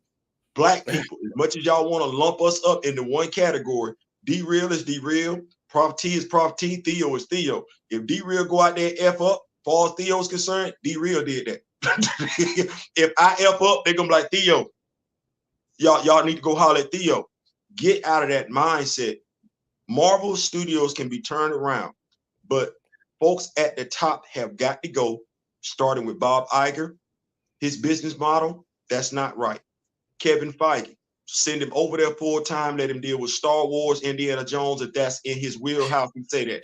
Nate Moore, he needs to be gone. Go send him someplace else. Don't let him work with not one more black superhero project. And that's me saying they don't have to be not given a job. Just give them a job somewhere else. Ryan Coogler, let Ryan Coogler go be great and do something else. Stay away from these projects, because I'm looking at Marvel. You taking L's. Like, as a businessman, I'm not trying to take no L. Not back to back to back to back to back to back to back to back. That means you have a problem. Regardless of who you hire as the next director, you subject to take an L. That means the problem is at the top. Got to get them going. Agree. They don't care about the quality because they know that people will come out and see BS. And that's what they're banking on, Prof. They banking on the mindless masses of moviegoers. Alliteration. That like to just show up to a movie, don't care about the substance of it, don't care. I'm just here for a movie. And that's usually who pull up opening weekend. And I think it's interesting for us to have you on the show tonight, because you come in, Prof, and you come in from a different perspective. You are the fan that's at the house. You're seeing the trailers that other people see, and you're making your decisions like they make their decisions. Now you may have a little bit more money, a little than some, but you're coming away dissatisfied, if I'm hearing you correctly, like everybody else is. You're not liking what you're spending your money on. No, not at all. So it's terrible. The last good superhero movie you saw. What was the last good superhero movie you saw? Dang it. Damn. Spider-Verse 2. What is it? The third Spider-Man movie, Into the Spider-Verse? Yes. No Way Home. The cartoon or the live action? The second one. No, the animation. Through the Spider-Verse. The Spider-Verse. Okay, yeah, that's what that was. Live action then. Let me get the live action. You gave me the cartoon. Let me get live action. Ooh. Wow. That's a rough one. I really, man, Deadpool 2 is one of my favorites. You know what? Suicide Squad 2 didn't bother me too much. I actually like that because Idris and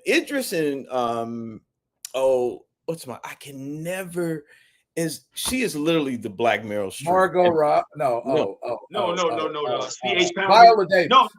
What's the girl name? How to Get Away with Murder. Viola Davis. Yeah, Viola Davis. Yeah.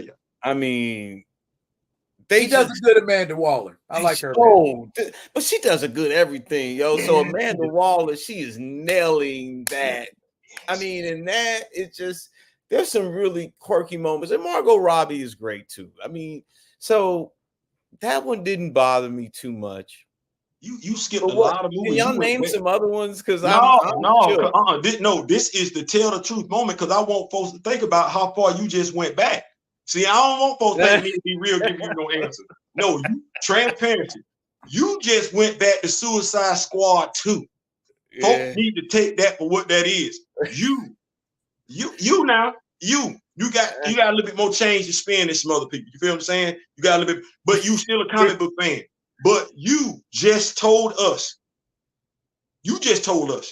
the last good movie, far as you concerned, personal opinion, don't matter, was Suicide Squad 2. You know how many Marvel movies then came out since then? And serious. Was it? I mean, and honestly, man, Endgame was kind of hokey to me. Honestly, I'm sorry if that messed y'all. If that bothered. No. It was. That's your opinion, man. Opinion. Talk to us. Give it to us. How was it hokey to you? Give it to us. The whole. I mean, I can see. I'm separating the effects. The effects are great. Like that part, I was like, oh, that's dope. Okay. But it was just, I don't know. Man, Black Panther was so amazing. It just hit every mark to me. And then, Winter Soldier just worked, and Deadpool and Dark Knight. I just feel like the storytelling and the characters and everything just came together. Winter Soldier. Actually, what's the Civil War? I liked Civil War. I thought that was cool. Certainly the way they introduced Spider-Man. And I do love this Spider-Man. I do love him more than I love all the movies. No. Did you like when Ant-Man got big in the movie? Yes. That it was like, yes, okay. That Civil War was great. Just everything about that. No, not comic book accurate. Still an enjoyable movie. Yeah, man. I gotta go. See, that's the thing. I miss so many comics. I read comics when I was really young. So Teen Titans was my favorite as a kid, but they weren't the kind of, the way they are now, more Disney-fied, I guess, in a way. Right. You was busy back then, man. You did the music stuff. We was the nerds. You did what you supposed to be doing. I was a music nerd. I was right. Like Roger Troutman was a music nerd. Okay, he was. Man, listen, big music nerd. I'm still hurt. Big music. I know, right? I believe that. No, I'm still hurt about Roger Troutman. Right. If you listen to his stuff sonically, you'll understand that he approached the music more than just the whatever the sound. It was about what your ear was hearing that was different. Dude was next level. So y'all need to, Waller Fury, who y'all got? Amanda Waller versus Nick Fury. Man, you know what? They some cold must. Whoever see who first. Whoever see who first. All right. Whoever see. That's a great question. Somebody needs. That's a really good question. I'm respecting both of them to realize how much of a threat the other person posed to them. And if they see that person first, that person gone. So I'm gonna say whoever see who first. Whoever see who first. I mean, I don't know if Batman got anything on them people two. on you. And Batman don't trust nobody. I don't know if he got anything on them two. Yeah. Oh, did you know Amanda Waller knows Batman's secret identity? Of course. You don't think she okay? I'm sure Batman is nervous when he around. What? Listen, and she's man. Absolutely. Who came up with Amanda Waller? Can y'all school me on that whole? Look, I'm gonna tell you what we say. I'm gonna tell you what we say around here, Pro. Who invented her? It's hard to be stupid with a smart device in your hand. I know, right? We gonna look it up. But who? I mean, John Ostrander, Lynn Wein, and the legendary John Byrne. Interesting. Created Amanda Waller.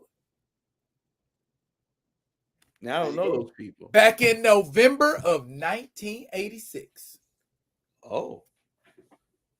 And she's been making it do for a minute. I mean, to have we've had CCH Pounder play her, voice Amanda Waller. Voice work, CCH Pounder. Mm-hmm. And then to have Viola Davis play Amanda Waller. Like, these are some great sisters that they are picking to play these. Shout out to Warner Brothers for understanding. But man, shout out to Marvel DC in this case, being so forward thinking. In 86, that's Reagan was still in office. Well, and that's the first time you saw the Suicide Squad. And back then they were called Task Force X. That's right. Yeah. And I want to say around by that time frame, I want to say John Stewart was getting a push in Green Lantern as well. They had the Green Lantern, which was Hal Jordan's comic, and then they had the Tales of the Green Lantern Corps, the Green Lantern Corps, which was John Stewart, Killer Ward's comic and everything like that. Yeah, so 86 was post-crisis. Yeah. So most of the main heroes got a restart. We saw Superman's origin retold. We saw Batman's origin retold. We saw Wonder Woman's all of the big seven. We saw all of their origins retold because they had like crammed everything together into one universe and then expanded it again. Comics think rewriting their entire universe every 10 years is what they need to do. Hey, I think, like I I'm said, down for the ride as long as it's good. I think it's great to have someone, like I said, me and Dara talk comics, movies, superheroes, action figures all day long. But I think it does give a different perspective to have somebody who is no different than the person outside of me and Dara when it comes to experiencing these movies and everything like that. Because, like I said, for you to sit back and say, the last good movie was Spider-Man animated movie, and before then Suicide Squad, it's telling, because I'm not thinking you're the only person that feels that way. And if you're not the only person that feels that way, of course you're not, because we see Disney stock dropping. That's not superhero fatigue, because I don't think you said you're tired of the movies. You specifically use the word good writing. You want some good writing. And so I want more. That part. I'm not going to give up, but man, somebody figure it out. Adaptation. You know what I mean? Somebody figure it out. That goes a long way. Having the right adaptation and like I said, follow what went on in the comic. Okay. Right. You don't never see a Superman movie without somebody mentioning John and Martha Kent at some point. At part of his origin, or Jor-El. You don't see a Batman movie without Batman and Alfred talking about his emotional trauma and him having problems because his parents got killed. I mean, those same tropes. But crux. It's supposed to be. Right. Okay. Now, let me ask you a question. What's the one thing that's always supposed to happen in the Black Panther mythos? No matter what. Okay. Well, now. I'll tell you. Okay. So, sorry. Okay. Now it's okay. You saw the first Black Panther movie, right? Yes. Okay. I'm sure when you tell me, I'll be like, oh, okay. Okay. That's what that is. You gonna be mad. I'm sorry, y'all. I'm sorry. Ulysses Listen, you finna be mad. Ulysses Claw. Eat what? Person. Ulysses Claw. Oh, Ulysses Claw. Okay. Who was supposed to have killed T'Challa's father. Okay. Right. Okay. Now, so I did know that. Now, but in the movie, yeah. Okay. Matter of fact, Civil War. Yeah. Okay. We started trying to tell Black Panther's origin story, but you started off telling it wrong. So that means if you start off wrong, you're gonna end up wrong. You're right. Okay. Well, Wakanda. Watch this. They T'Challa wasn't mentioned in Age of Ultron, but they got his origin story wrong that far back because he's the reason why Claw's missing the arm in Age of Ultron, Claw losing his arm. T'Challa did that to him, not Ultron. Right. So how much better would that movie have been if we saw a young T'Challa cut off Ulysses' Claw arm in retaliation for his father being killed? That's got more resonance. That's a better story. Yes. Okay, but I'm not gonna go and say anything about colors or race, but it's easier to manipulate and change that, and strangely enough, manipulating it and changing it turned into a $1 billion movie. Yeah, right. Right. But how much better could it have been if? Well, okay. So let me ask you this: are you guys into the boys' universe? Absolutely. He yes, barely. I am. Okay. So and then not just the TV show. Right, that's what I'm saying. So if you're familiar with the comic, it has a different story arc than the TV show, but the TV show is really good. It is. So it's about writing. Ultimately, yes, I agree. Change something. I agree. Because I understand why they change it, because they want to give the person who's read it a little something different or special, or a little something unexpected, as opposed to what you would. Because here would be your criticism. If it's stuck strictly to the comic, you'd be like, "Oh man, ain't no." But they just did the comic on film, ain't nothing. But now, because they're trying to give you something special and something new, the problem is they don't always do it right. And most of the time with Marvel, they don't do it right, and it's probably watch this. The head of Marvel, the CEO of Marvel, fault. I'm gonna see if I can get. I'm gonna see if I can apply for my doctorate so I can be Professor T, just over here in a different field. Hey, you got to meet it. So watch this. Watch this. Here we go. Okay. Watch this. So you get the Hulk. The first 5 minutes when the credits rolling, aside from a few updates just to modify it for the current audience, you got Dr. Bruce Banner's origin story. Exposed to the radio gamma rays and everything like that. Okay. Right. So watch this. Iron Man. Right? Iron Man 1. Aside from a few updates, modifications, because we can't say Vietnam no more. That ain't what we're doing. We're not doing that. Modify that thing, update that to Iran and some stuff like that. That's still his origin story. Silver Iron Man suit and everything. Okay, hold on. They stuck with that for sure. Hold on. What's going on over here? Captain America. Oh my good God, is that the android Human Torch at the Howard Stark Fair? Is that Nick Fury Howling Commando? Is that Gabe? Is that Bucky? Wait, now in the comics, Bucky fall off a rocket or something like that. I get that. We ain't really doing that in the movie. He fell off a train. He still fell off something. And his Steve still gonna get frozen into something. Steve still got frozen. Right. Yep. Steve still got frozen. Hold on. Let me turn on over here. The origin story. So you still acting like a little arrogant cuss, ain't you? See, this is why your daddy in the comics threw you down to earth and had you walking around with a cane. Wait. Did they give you Dr. Donald Blake? Is that your name on earth, Donald Blake? They kept it like the comics. Hold on, I ain't finished. Avengers, the first movie. You know, aside from Ant-Man and the Wasp, substituted for by Black Widow and Hawkeye.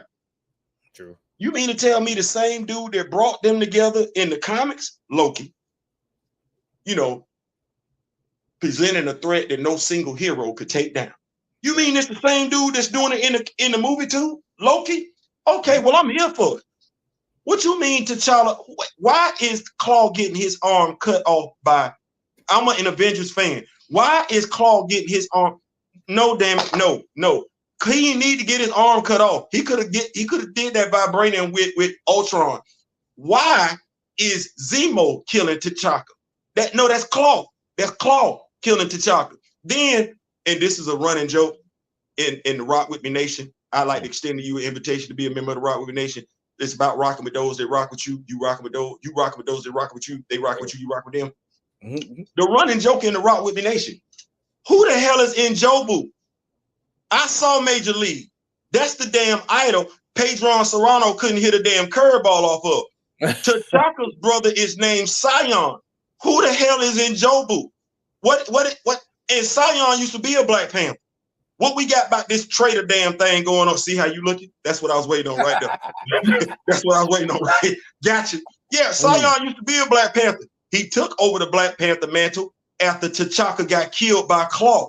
He taught T'Challa and Shuri and Hunter how to be warriors. So I'm trying to figure out what the hell this damn who the hell is in Jobu? What the hell is in Jobu? How the hell is in Jobu? Where the hell is in Jobu? What is this? What is this? What is that Wakanda Forever? Bro, I just gave you the MCU and how they got it wrong based on in terms of in terms of the Claw and no question, but I'm talking about in Jobu. Who is that? Right. Who is that? Was T'Chaka. That was T'Chaka. Well, in the movie, in the very beginning of the movie, in the very beginning of the movie, T'Chaka's brother. That was T'Chaka's. But in the comics, now watch this. I didn't know his name. That's Sterling Brown's character. Yeah, Sterling Brown. Now watch this. Okay, I'm trying to understand. Okay, as many times as you watch Cap disarm Bucky, who's a super soldier, the Winter Soldier, disarm him, keep him from killing people. You saw in Black Panther, T'Chaka kill his brother. Now, Thor ain't even killed Loki. Stay right there. Thor ain't even killed Loki. Loki done some horrific stuff. Right. He killed the dude who's got superhuman cat-like reflexes. He doesn't choose to disarm his brother. He killed him. Leave him right there. Yeah. Okay. I love storytelling. I love some good storytelling. Right. I created writing my major with a minor in communication. I'd have gave that paper an F. You're not being consistent with your storytelling. That story too. Damn, that's and if I'd have gave that paper an F, you know what I would have gave Wakanda forever. Because I'm still trying to figure out what he passed away from. You're gonna get an F. That's a whole other thing. But we ain't here to talk about that. No, that's heavy, man. I didn't know I didn't know that. So you're enlightening me on this. This is that's the thing to me. I don't feel bad about. I'm into it. I'm all in. I just didn't know. Okay. And that's what we're bothered about. Too many brothers and sisters. I was talking to my sister-in-law last week, and I was going through the stuff that she didn't get as a superhero fan, as a Black person, as a Black Panther fan. And she said, wait a minute. She said, so ain't none of that? No, I said, T'Challa got a white brother. I said, T'Challa's older brother is white. I said, there ain't no damn Bucky. His brother, his name is Hunter. And you better not look at T'Challa twice if Hunter on the scene, because Hunter will kill you quicker than T'Challa will. So it's one of those things where it's like, right. Did they do that in the animation? I'm sorry, Theo. Did they do that in the animation? They nerfed them right. Did they do it the right way? Yeah. Okay. By and large, but because he was depicted. Yeah. Okay. Because I know they turned Bucky into White Wolf. Right? Yeah. Okay. You deserve the same thing from that character that you got from Batman and Superman and not to have certain things altered. We understand updating certain things for the sake of the story, but there were things altered in this story that didn't need to be for the sake of updating. I can't tell T'Challa, you as a black person, it would mean more to you, as Daryl alluded to, with T'Challa killing Claude, how it would have meant more to you. It would mean more to you if you see Sion sacrificing his life to save the Queen Mother Ramunda from Dr. Doom.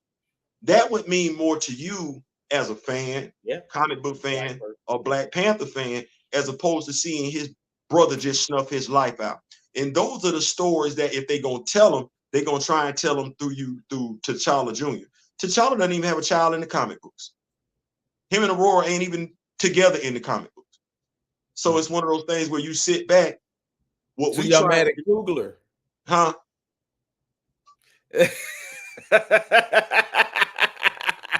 Oh, I went in. Well, I tell you like this, bro. Mad at the act. He can continue to do Rocky movies. He can continue to do them other movies, but he should stay away from Black Panther. Well, let me say this on the second one. Marvel forced his hand there. They were determined to get that. They were determined to get that movie out. Right. They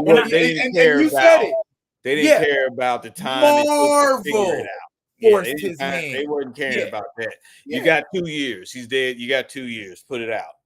And I believe you when you say that. What I don't like is this, and this is where it's one of those things where me and Daryl are down here in the entertainment industry. We down here.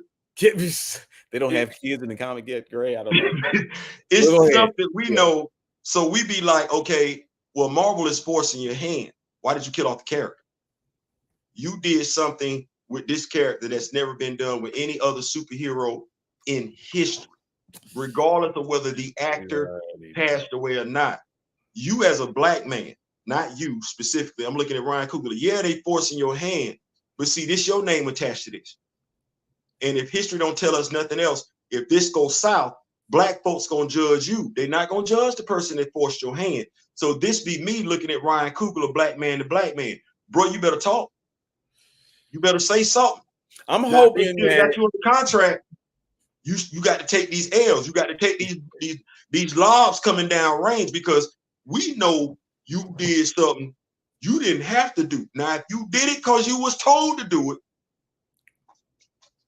Yeah, see, that's what I'm saying. See, I'm waiting for that documentary 10 years from now where he say, man, they had me up, man. They walked in there and said, look here, N-word. This what we got to do. So I don't care what you about to do. I'm just saying. No, that's what we waiting on.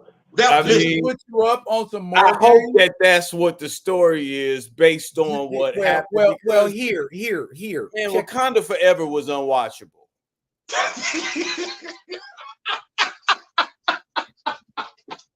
That shit was unwatchable. You'll get no argument from us, sir. You'll get no argument from us, sir. I kept wanting to walk out of that thing. We all in agreement. We all in agreement. I was so pissed. I was like, this is wild. I can't believe that was tougher than any technology Wakanda, the most advanced civilization on the planet, could come up with. They fought off aliens from outer space, but they can't fight some people. Yeah, dude, that shit was. I'm sorry, but we didn't ask him to say that. We did not ask him to say that. I just want y'all to know. No, it broke my heart, man. It broke my heart. I could not believe what I was watching. It was so dark.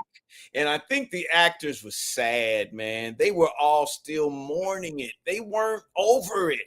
Well, watch this. They couldn't go. They couldn't do anything. You trying to make... See, you know what? Here we go. I got my red flag. You watch football. Supporting characters the leads. It didn't work. Watch this.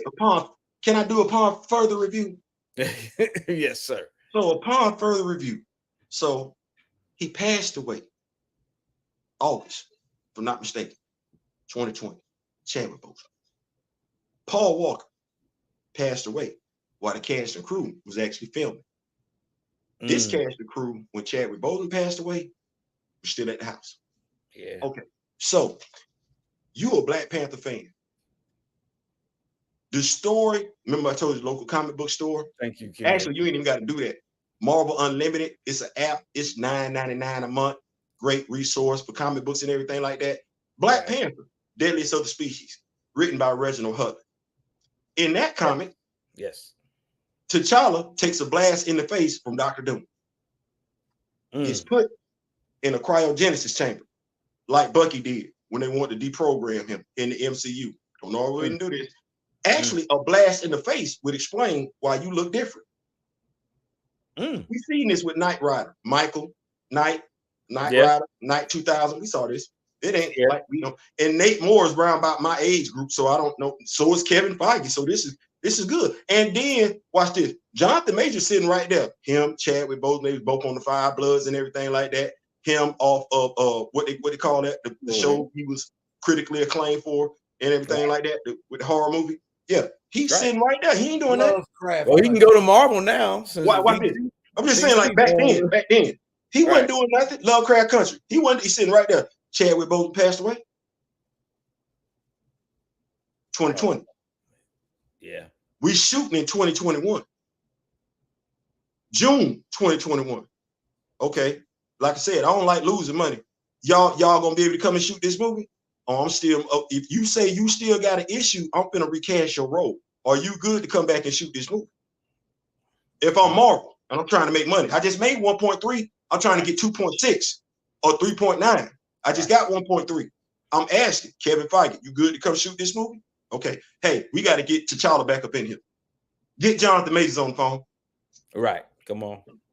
But you, as a comic book fan, you could have got Deadliest of the Species with Shorty still being Black Panther, still becoming Black Panther, and T'Challa not being killed off.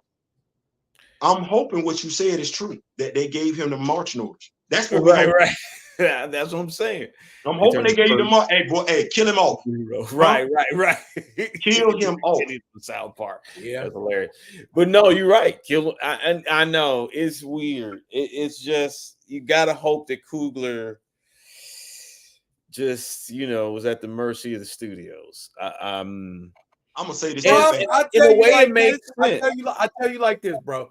Just like I said, it ain't Ryan Coogler himself. It's the project he fooling with. You know what I'm saying? Right. And for somebody to sit down and announce publicly that you came to the decision to do what you did in minutes. Here's what I'm saying. Think about it. You didn't have to think about it, but a few minutes. He's not completely off the hook, D. I'm not giving him a pass. And that's not what I'm saying. That's not what I'm saying. What I'm saying is that's all good and fine. But as far as Marvel projects, I'm not fucking with another one from Ryan Coogler. Watch it. Now he makes another movie somewhere else and another project. And you good, right? That out. But what you done did to Black Panther tells me okay. You don't know how to make a superhero movie. Here's the only way I support Ryan Coogler doing a superhero movie. Ryan got to have somebody get in contact with me. I'm good at keeping secrets. Ryan got to have somebody get in contact with me and say, Theo, you was right. They made that dude do that. I wouldn't say nothing to nobody. I wouldn't tell nobody else nothing. I would keep that to myself. Right. But if I get that word, right, I ain't got nothing else to say to Ryan Coogler about nothing. Right. I'm just saying, wait for the documentary. Because I thought the first one had a lot of heart, man. I understand. I don't know the comic all the way, so I don't knock your position on it. I totally get it. When something's not true to it, I understand it.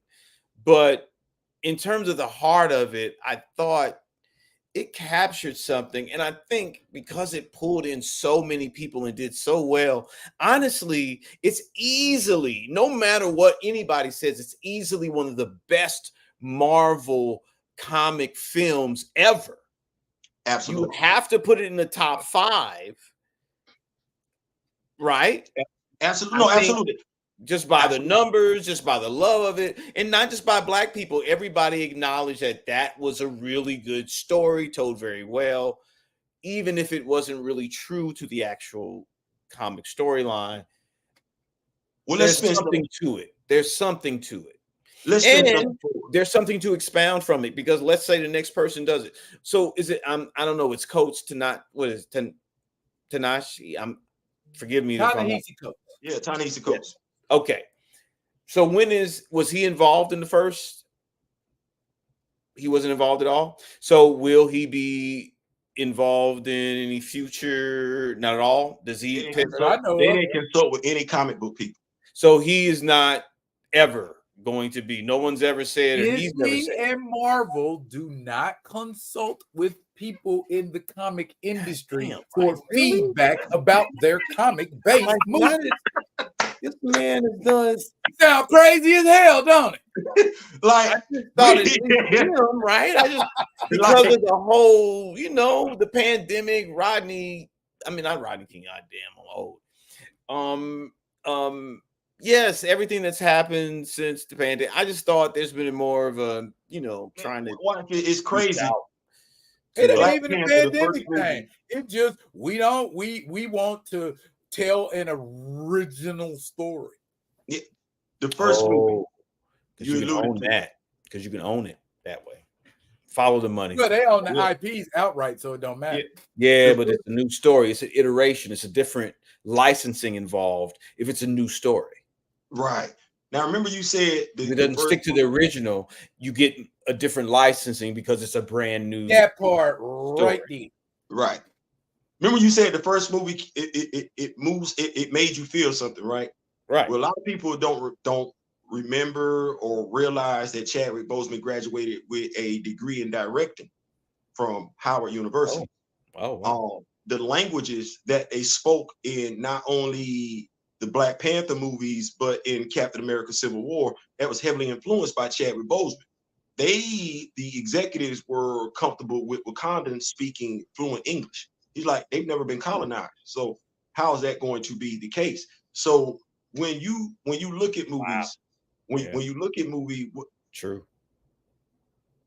Xhosa and Swahili are the languages used in Black Panther. We've been, using them in Zolo, in Kosei, and Kosei means thank you, Zolo, peace.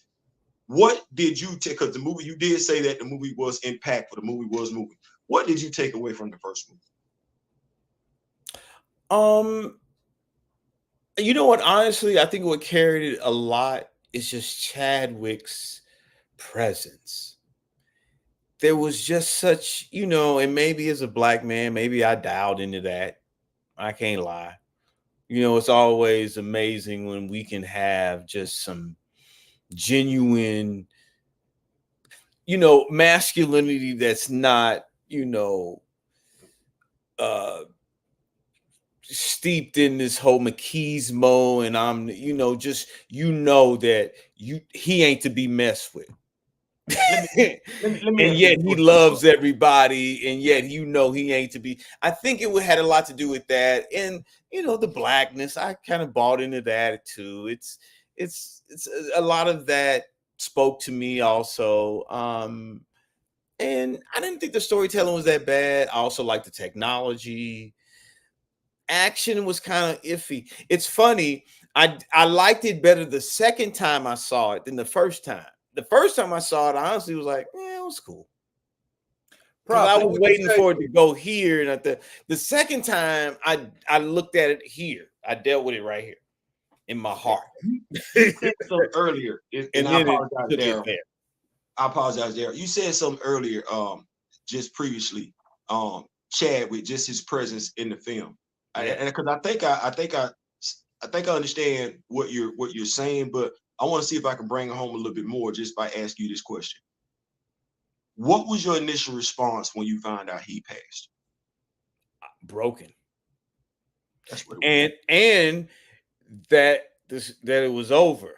But that was my initial thing because I love Chadwick Boseman. That's my dude. So that was rough. So when I got over the emotional thing, I started looking at it like, well, look, no, we could still go someplace here with this story, because this story is bigger than him. It's as big as he is, and he would understand that. Oh, he would said want that you. himself. The reason See, I'm why sure he did. the reason why I asked you that question, the reason why I asked you that question is just based on our conversation this evening. Just the vibe that I'm getting from you and everything like that. Just the aura that you generate. And when you mentioned Chadwick Boseman and you said just his presence, that's that spirituality Yeah, that I've been talking about. Oh yeah. And when I asked you that question, how did you take it initially when you found out? When you said it broke you, that's what it did to me. Like my wife had to come get me. Like you'd have thought I knew him. Like no doubt. No doubt. I got to get up. You got to get me up off the floor. You thought me and this dude went way back and everything. So man, I believe it is real that, one. That spiritual connection, that spirituality that doesn't necessarily connect all of us. It should, but it connects enough of us to the point where when one of us goes missing, a la Chadwick, we leave too soon. That's felt by all of us in the room that share that spiritual connection. Right. So that's why I asked you the question. It's that bruh spirit, baby. It's heavy, but you're right. It is definitely a spiritual connection. He was special. Yes. No question about it. Absolutely. My apologies, Daryl. Go ahead, big bro. Go ahead. Hey, can I use the restroom? Man, go ahead, man. It's Friday. We vibe. I am dying over here. I've been trying, I've been doing this. By all means, go use the restroom, man. Go use who in here? Just being me. Yeah, please read Galatians 2nd chapter 16th verse. It's one of my favorite scriptures. Yeah, we in here this morning. Born 360 said they killed him and turned him into a baby daddy. Yep, sure did. Yeah, man. But I would hope, you know what I'm saying? To T's point, man, I would hope that that's what it is. Honestly, I hope that's what it is for all them brothers out there, that they have got y'all to do some stuff that y'all shouldn't be doing. Just sense of, we ain't gonna dime you out. I would just stop talking about you. Like, I ain't gonna dime. If somebody came to me and they said, Theo, about Ryan Coogler, this is how the conversation would go, D. You would say something about Ryan Coogler, something bad, like, man, that would be my response. Man, see what you mean? I'm just saying, like, I wouldn't say nothing. I would just start talking about it. Well, I have not said a whole lot about Ryan Coogler lately. You know what I'm saying? Because it's all of this is beyond Ryan Coogler. Yeah, it is. Yeah, I mean, it's way beyond him. And yeah, I feel like to a certain degree, he didn't have as much control as it appeared he had, but he had some say. He could have said, I don't want to do this project, and you could get somebody else to do it if he didn't feel like he was up to it. Listen, I don't know how Kevin Feige said, no. See, you see how you say Ryan, it's above him. I'm looking at Kevin. Bruh, ain't nobody finna tell me nothing. I couldn't have cared nothing. Man, the black folks gonna be mad. They gonna be all right.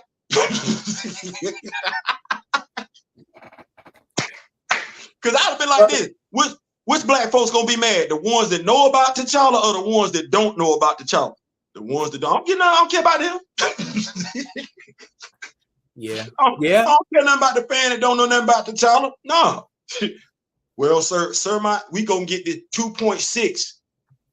We shooting for 2.6. I got 1.3. I'm not trying to make not less than 1.3. Yeah, that makes a whole lot of sense. Yeah, Gray. It was a top-down decision. Yeah. It trickled down. I don't like for the fact that we allow ourselves to get played. Like, and I'm saying this brother to brother, Nate. I'm saying to Nate, saying to Ryan, man, don't let them folks hang y'all. Even watch this. John, really? Don't let them folks hang y'all out to dry. Don't let them folks hang. If that's what that is, y'all better. If that's what that is, you need to have your people get in contact with the right people and the right people, we will snuff. I'm saying that we'll snuff out everything. Like we'll calm it all down. Won't nobody ever be able to talk about you no more. Be like, man. Yep, that part. That part. And, you know, hey, man, you know, the brothers was doing the best they could with what they had. Now y'all not saying nothing.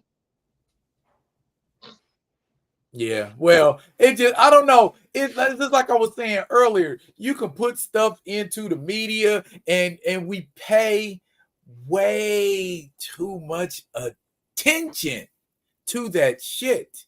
It's like whatever they say, we hanging on every syllable. Oh, did you hear about this? Oh, did you hear about that? Oh, maybe it's best we didn't hear about that. Maybe we should keep some panties on that. Maybe we should keep that quiet. You know what I mean? Maybe we shouldn't talk about that as much as everybody else is talking. What did grandmama say? Everything you hear ain't meant to be talked about. Everything you see ain't meant to be. Speaking of that, man, we're gonna switch subjects and everything like that. Hey man, check this out, big dog. You know you're my brother, right?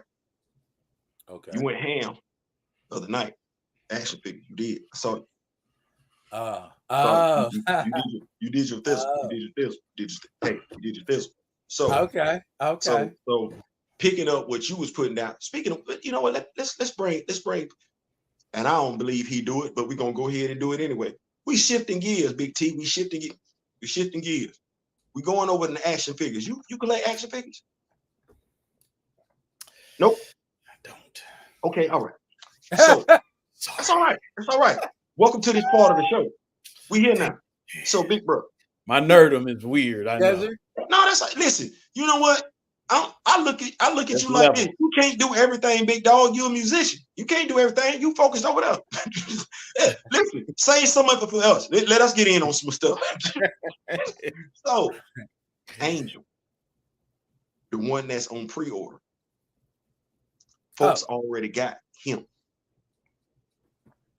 Yes. Okay. On the way to the house. G.I. Joe, classified, 60th anniversary. The one that's in the field and the one that's the scuba diver, folks already got it. Let me look it up. Hold on, wait a minute. John Stewart. You know I'm rocking with John Stewart. I got my power rings coming to the house. And when I say power rings, I got to say power rings because they're coming in that green box. Okay. And it's all the power rings in it. It's your fault. It's your fault and it's Mr. Smith's fault. Okay. Glad to be responsible. Yeah. Just, you know. Glad to be responsible. You know what? Hold on. Now, you know what? I just had an idea.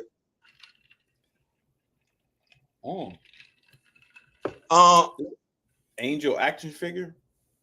Me and Daryl. Thank you. That's Action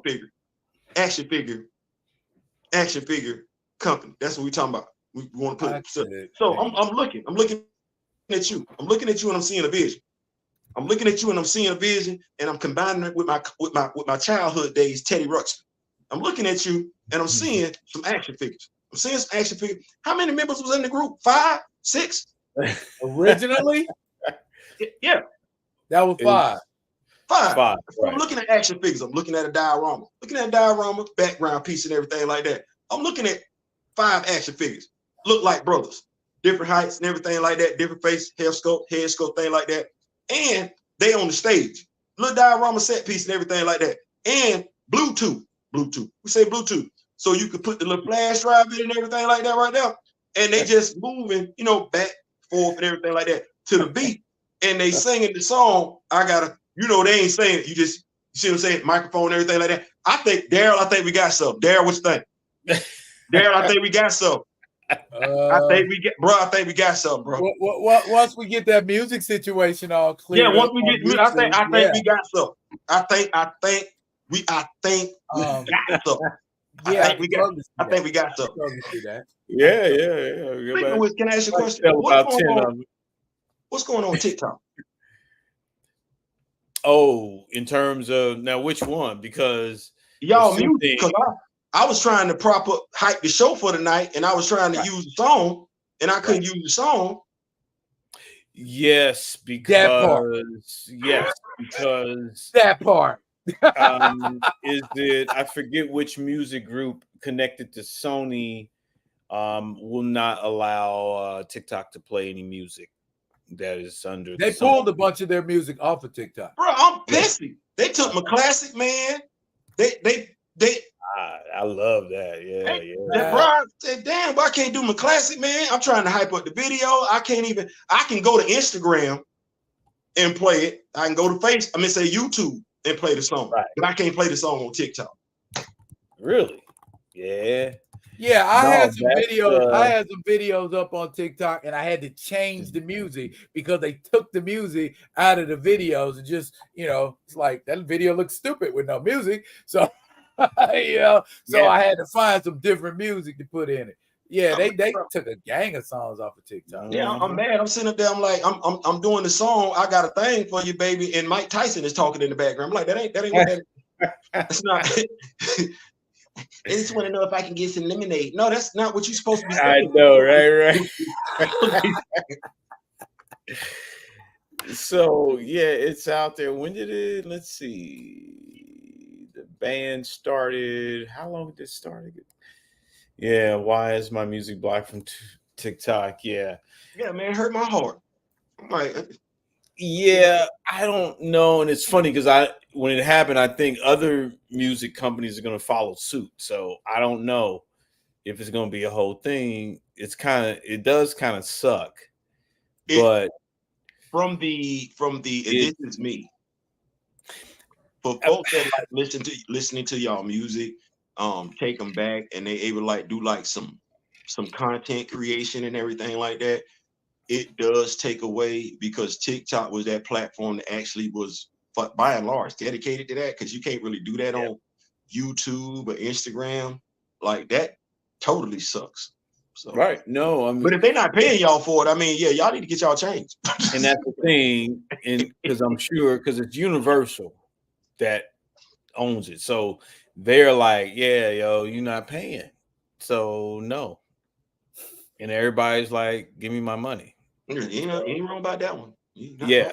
And it's funny because now they're paying out a little more to musicians because, man, streaming is nothing. You don't get no money off streaming. It's a tenth of a penny per stream.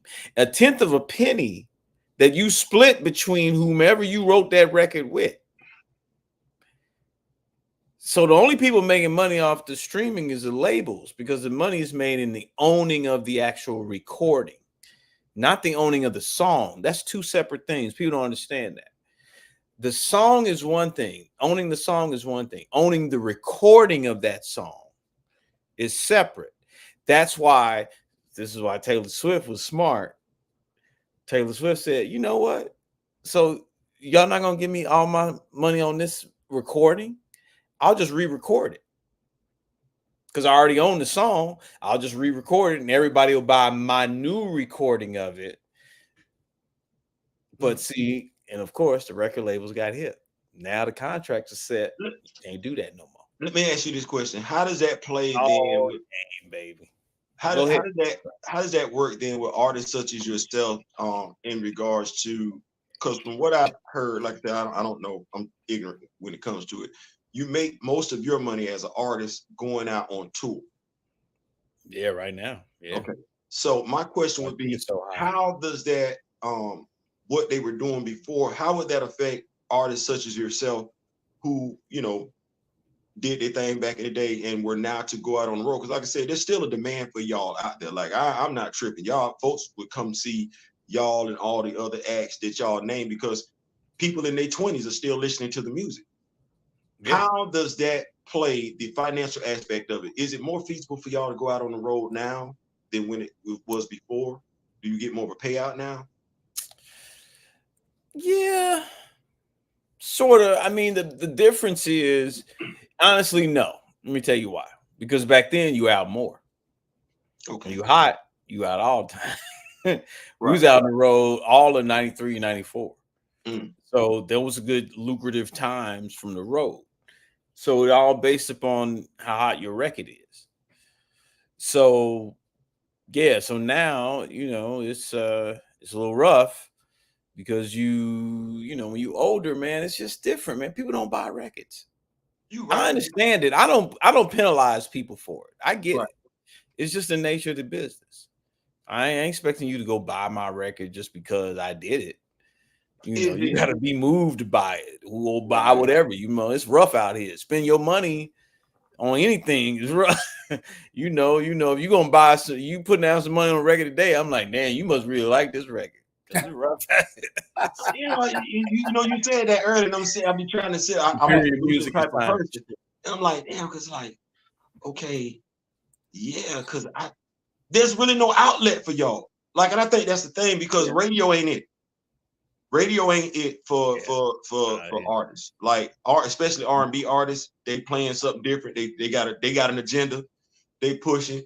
So the person that wants to rock with you, neo soul or just soul, they don't know where to go, and there's no outlet. Like, there's no platform. And that's I know Tank has his R&B something podcast, but that's not the same as giving artists a format to come do their thing. Talk, yeah, but do their thing. Maybe Tiny Desk helps, but then again, they typically do well. No, they diverse. That's really diverse. I mean, really, it's just about, you know, your streaming platforms and what have you, and maybe some YouTube presence. But the thing is that you got to be. People have short attention spans, and it's a lot going on out here, and you got to be constantly in people's face in every kind of way, you know. So that's going to take away from your art, because you got to be seen, you got to be focused on social media, you got to be doing this, you got to have some sort of hustle over here, you got a TV show, you got whatever the heck you got a lot of stuff going on, but it's taken away from the music. No, whatever you got going on is taken away from the music. It's crazy. Prince didn't have all that. That's why you got Prince. Mike didn't have all this. That's why you got Mike. As simple as that.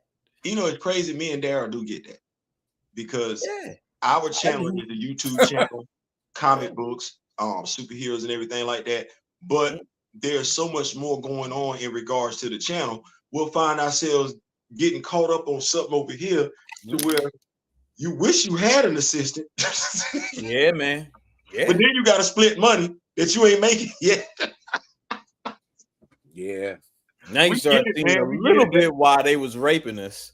You start understanding a little bit, not completely. Right. Start understanding a little bit. It's like, damn, y'all did have to take care of travel, photography, video directors, recording studio, producers, whomever. I mean, the money was it was going out the door, and all you had to do was show up at the studio and hang out and go to clubs and make TV appearances and all that. But somebody got to pay. Now you know it's a lot more involved.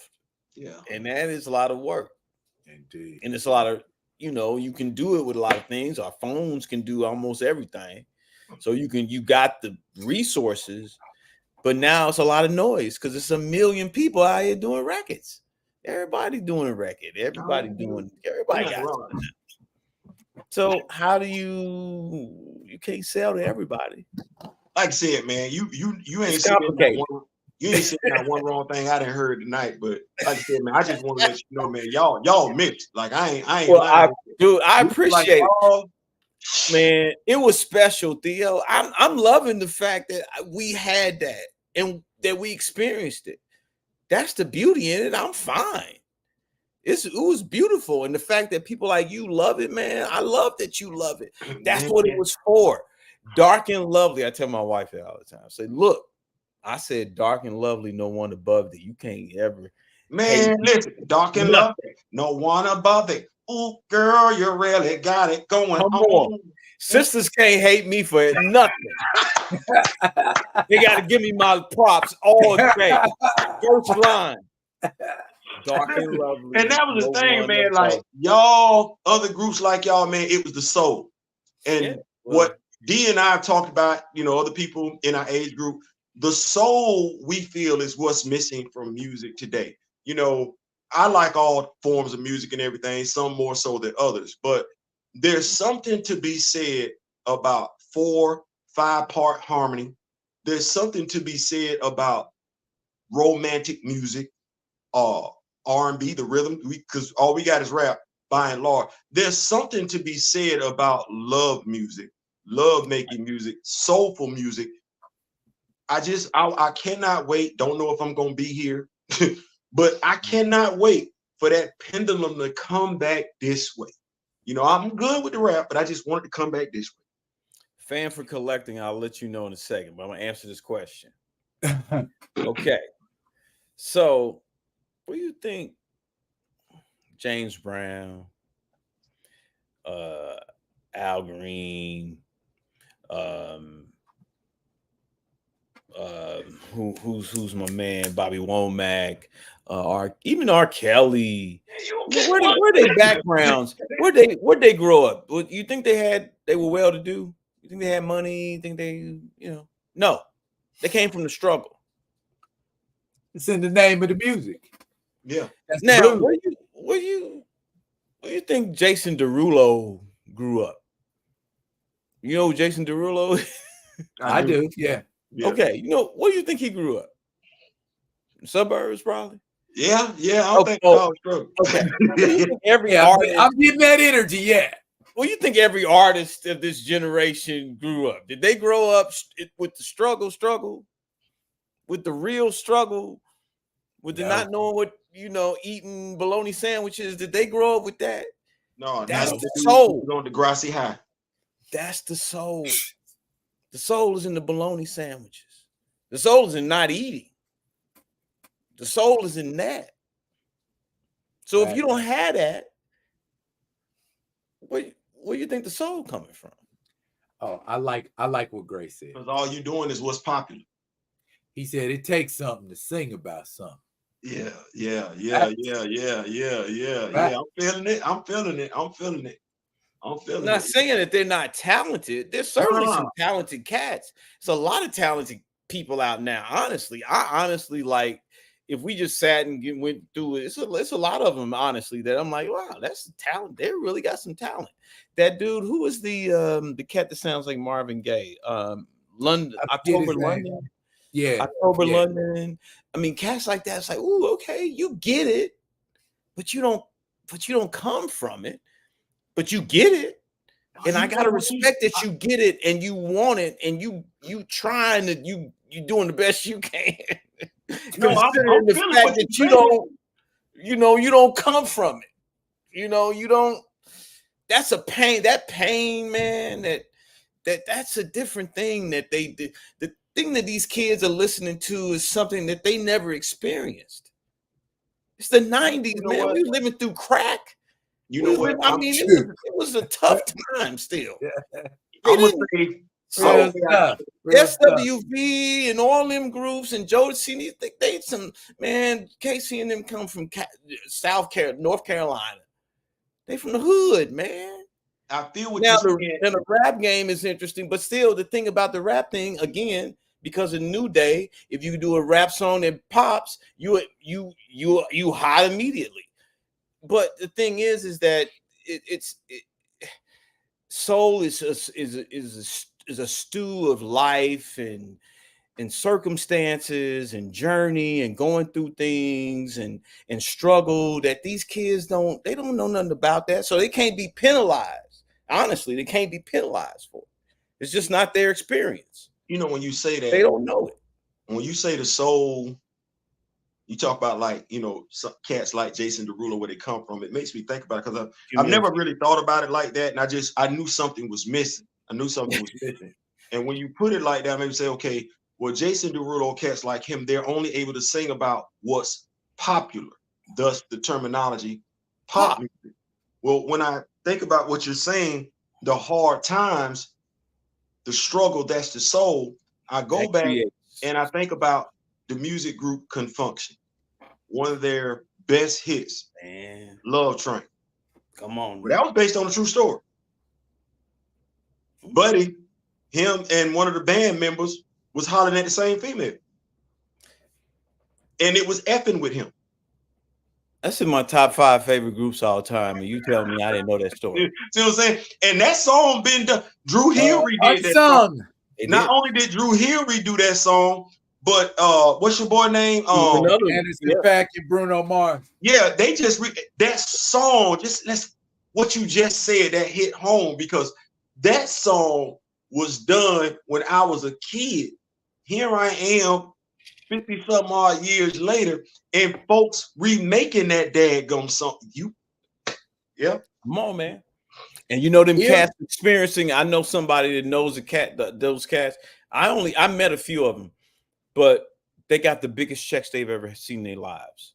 Felton Pilot, the songwriter of Love Train, he said he's never seen checks these big because of. Talking about just recently? Yes, because of Bruno. Oh man, they made more money now off of Love Train than they did when the shit was out. That's crazy. And not only out, but all the years up until Bruno's record, they made more money in a year that they ever did. So it's beautiful. Listen, but I get and that record, man, that's a class. I was really scared when I saw that they did it. I was like, oh, how you gonna do that record? That record can't be touched. And I got to give it up to him. Wait, now, did you feel that way when they did it? Or did you feel that way before Drew Hill did it? Did you feel that way before Drew Hill did it? Nah, Drew Hill's version was kind of like they just paid homage to it. It wasn't really anything like they tried to really take it anywhere. Right. They played it safe. Right. They played it safe. But my man, I'm sorry. Silk Sonic, they made a record.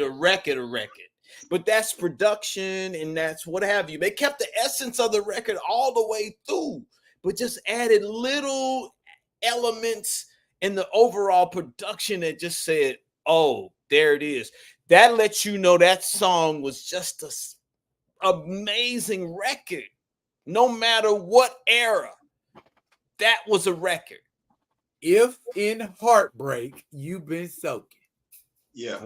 You just got to keep on. Who did I say? I saw, really? And I know they're a more recent group, but B2K did Gots to Be, and Troop I love Gots came out after that, and they did Gots to Be. You know, they did it some just, but to me, to your point, and I don't know whether it's because of Omarion's vocals. I do believe the brothers in Troop, their vocals are way better than the brothers. No shade to them, no shade. Their vocals are way better than the cats in B2K.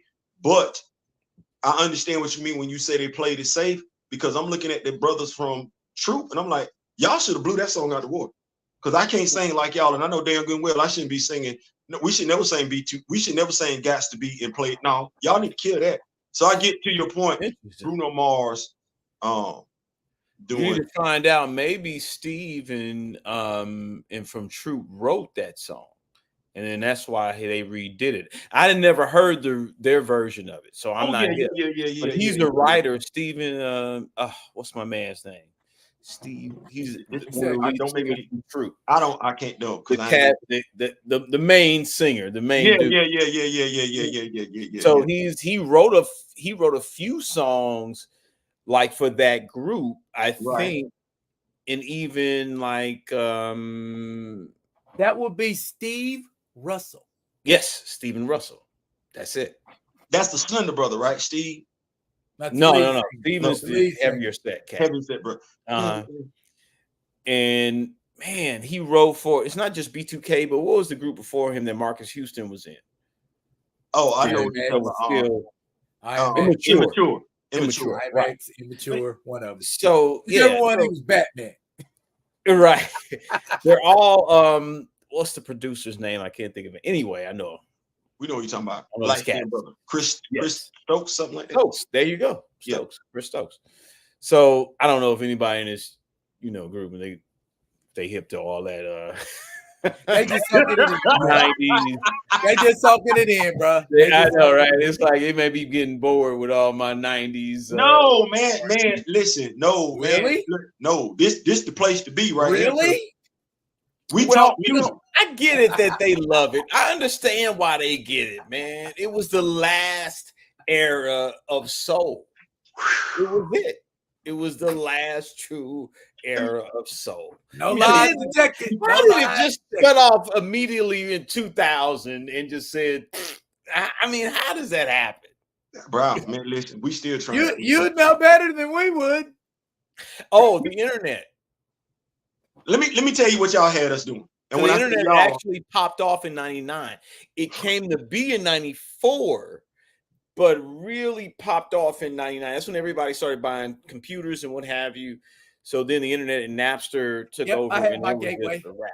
Yeah, that's when everybody started downloading music and it was over. Record label said, Oh, we can't sign nobody. I know what I want to mention before we shove off.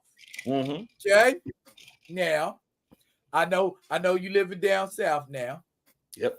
But you're a Kansas City boy. All day, baby. Where my Chiefs? Where my Chiefs? Where real quick. Oh my God. I can't believe I ain't got my Chiefs stuff nearby. So real quick, I just want to say, Me too, how Greg. you feeling about a dynasty? I mean, you saw that we got voted. Steeler fan, just so you know. Oh, sorry, Theo. But we just got voted the most hated team in the NFL. And why do you think that is, sir? Why do you think that is? Oh, bring that more of that hate. Just bring it on, baby. Y'all mad? Y'all mad because we winning? No. Why do you gotta be mad because we winning? Come on, baby. It's beautiful. You know the funny thing? The Steelers were my favorite team growing up as a kid. The Steelers were my favorite, so it's hard for me to hate you. Everybody likes a winner, but everybody hates a winner. I know, man. It's crazy. Now, you got to think the Taylor Swift stuff, Kelsey's attention, maybe the fact that they say the refs love us. Taylor Swift wasn't on the field. Taylor Swift didn't catch nothing, and Taylor Swift didn't run nowhere. She didn't. So yeah, I can't hate the terrible Swift. out. All I wanted to ask, what you think about all this trading stuff? Because classically, we make some eye trades, but a lot of times, man, we trade off for some stuff and be like, what y'all trade for them for? You know what I'm saying? It's kind of hard to. Now, I will say, to me, this year was an anomaly because honestly, the league was weird. This season was weird. A lot of starters was out, were hurt. It was just kind of awkward teams. It was a lot of bad teams and then a lot of mediocre teams and then just a few teams that were really good. So we kind of almost lucked out in a way because outside of our defense, now our defense is sick and we got to keep that. And I don't know what's going on with Snead and the fact that we're going to consider trading Snead because Snead and McDuffie. Steve McDuffie is like that's our tandem. How are you gonna break that up? I'm bugging, yo. Don't. Here's the thing, bro. That's freaking me out right now. We always had more players than we had money to give them. Well, true, but they increased the cap. I get that, but so now you get rid of one or two key players that you can actually trade and get something for. You know what I'm saying? A first round or a second round pick or something like that. Or even, they've been throwing around names. They've been throwing around names like Harrison, Mike Evans, Marvin Harrison Jr., Calvin Ridley. Yeah, we was going after Mike Evans for a minute. I don't know what happened to that, but yeah. We don't got Mike too much money. That's what it was. At least we y'all don't got Mike Evans money. We do. At least y'all got a quarterback. I don't know what we got over there at Pittsburgh. I don't know what we're trying to do. Well, we ain't had a quarterback since. Hey, Theo, Russ is coming this weekend. Man, I'm not concerned about him coming. I'm concerned about him staying. Is he gonna stay? Because I'm not. You can get him for the cheap. He is literally a free, almost like a free agent. I'm not the one making decisions for free. Listen, you ain't got to sell me on Russ. I'm signing it. I'm looking at the front office. What y'all got going on? We ain't had a quarterback since the 3rd year before Ben left. True. So we ain't had a quarterback since the last 3 years Ben was quarterback for Pittsburgh. We ain't had a quarterback since then. And I'm sitting there like, y'all kept getting close. Still, it's crazy. I mean, that's because that's Tomlin. Just man, he just finds a way. I don't know. It's weird, but I just it's hard for me to hate. And most people from Kansas City don't hate the Steelers. I don't. I think we kind of, you know, unless we playing y'all, we don't really. Yeah, I mean, it's only one team we don't like. Anybody I watch football with, I'm not lording the Chiefs over them. I'm not talking smack, and I'll let the folks on the field do the talking. You know what I'm saying? And then when it's said and done, the only reason because he got all the calls. All right, is that? There's only one. It's part of the game. In all of football that matters, that's the final score. That's part of the game. Hey, part of the game. When my dog knocked out Marvin Harrison in the SEC, when the Georgia Bulldogs playing Ohio State Buckeye, that's part of the game. Oh man, that's targeted. Listen, the ball coming. You low. My job is to separate you from the football. That's part of the game. That's a dirty hit. Okay, well, I done got convicted of quite a few dirty hits back in the day. Well, see, everything changed when the money came into play. Baby. It changed. That part. It's like you don't want to see the second stringer out there, so don't hurt my man's. I don't want to see the second string.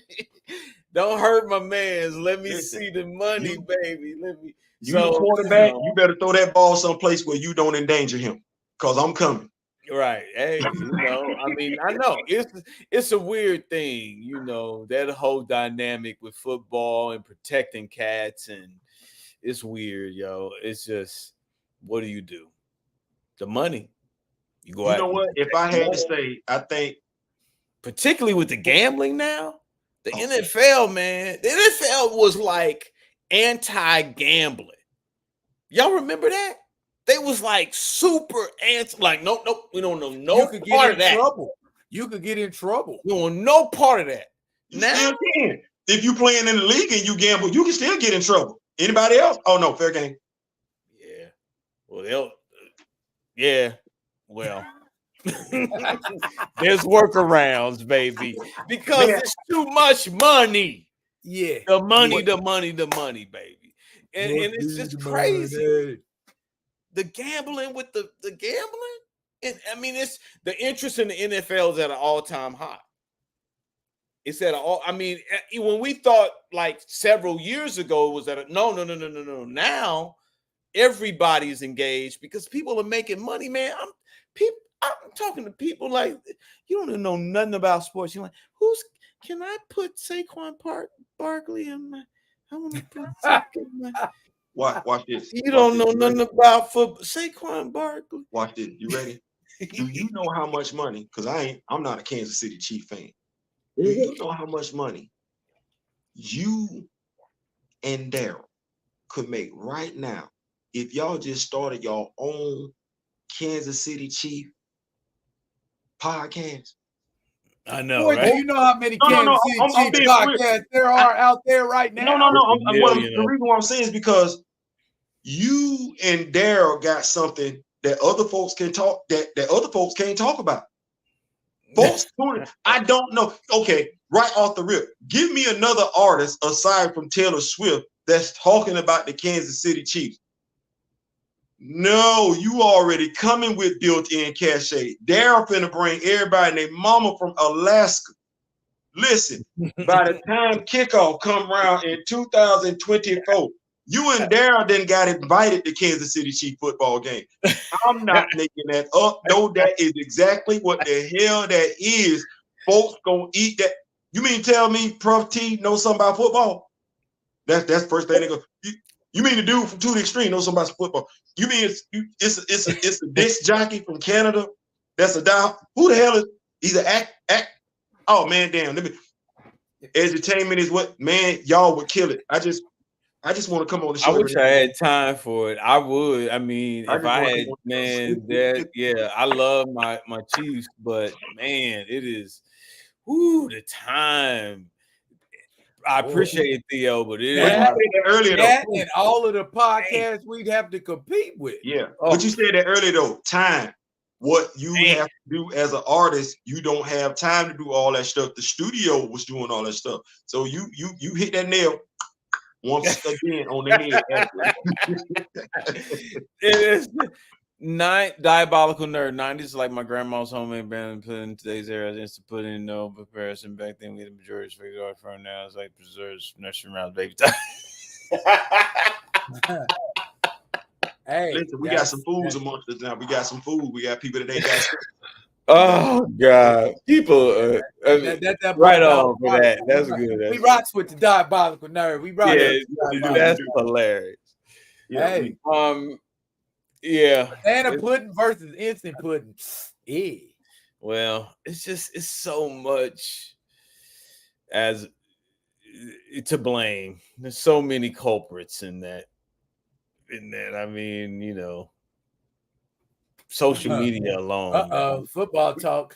We get it. We get it. I respect Kansas. Big up, Steelers Nation. I hate the Cowbells, and I'm here in Dallas too. I hate the Falcons.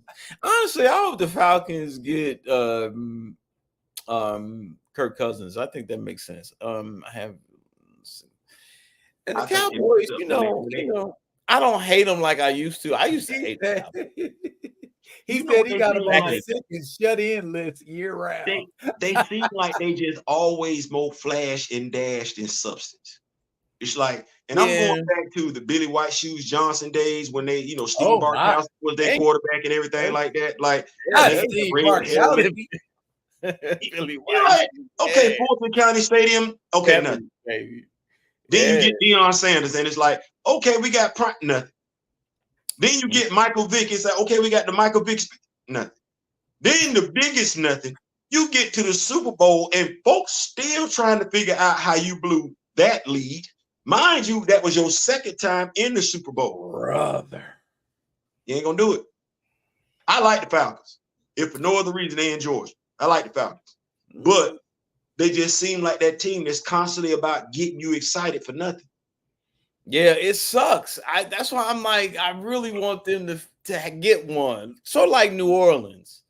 It was like you really like I was excited for them. And that game started off from the kickoff. They ran it back. I was like, oh, okay, yeah, it's something. It was like a year after Katrina.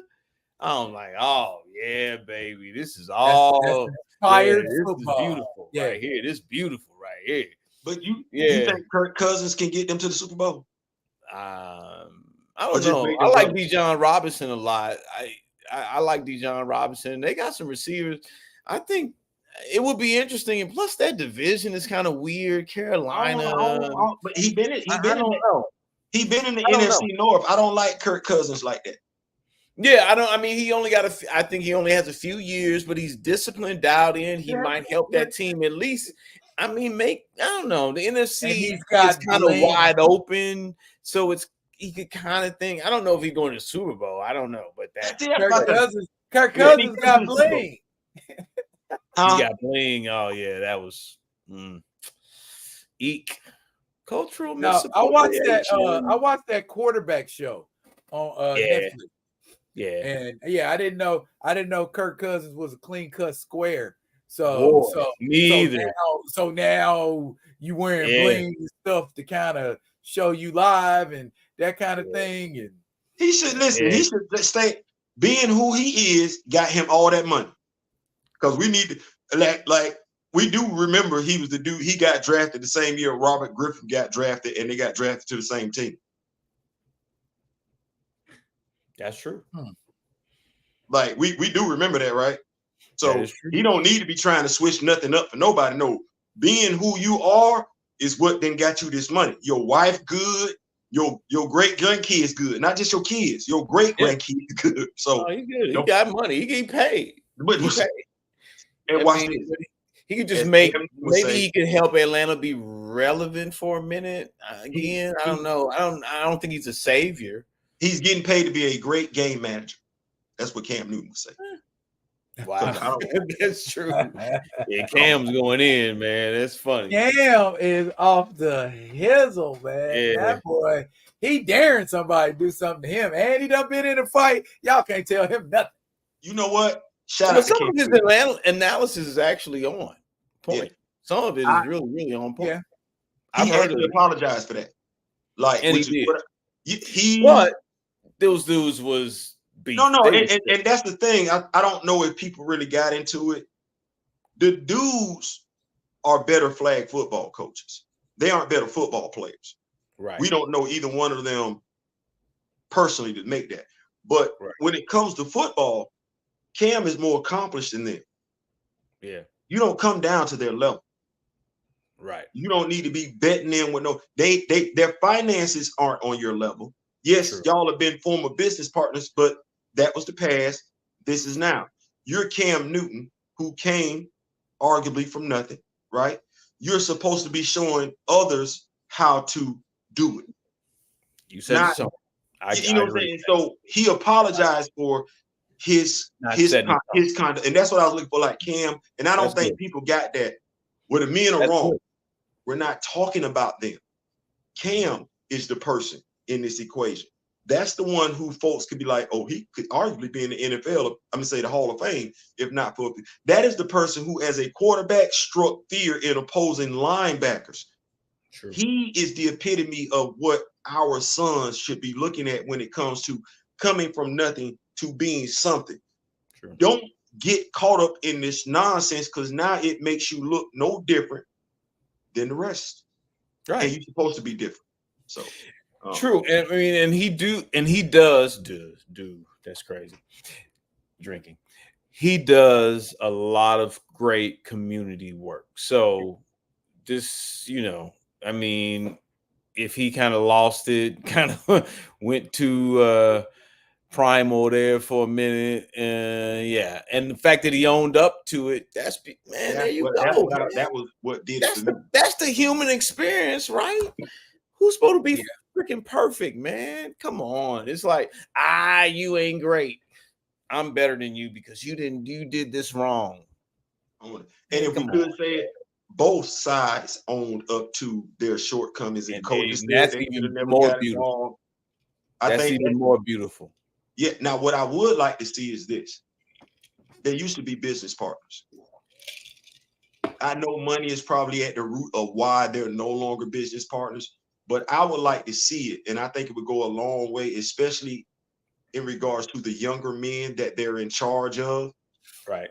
If those men, those adult grown black men, patched everything up and said, we're not going to do this. And if people could get that moment where they see those individuals and Cam Newton working together for the betterment of all young black men, I think that will go a long way. I think that do a lot of showing us how to de-escalate situations as well. Yeah, I agree. No, that would be Ladies great. and gentlemen, that's a high note. And we're going to end on a high note. But before we end, I'm going to get Fan for Collecting's comment back up, because you didn't answer that question. And right. They want that. Suggestions of something you're watching, reading, listening to. Man, I hate that I can't think of anything right now, because I do. That's all I do is watch and read and listen. I mean, is listening to Afrobeat just too vague of a thing? No. Afrobeat and Southern Soul. Okay. Now that might be a little, but Afrobeat, but I've been Afrobeat since 2017 before y'all got hip. Now it's mainstream. No, but it's good. I like Twyla Water. That is cold. Boy, where that come from?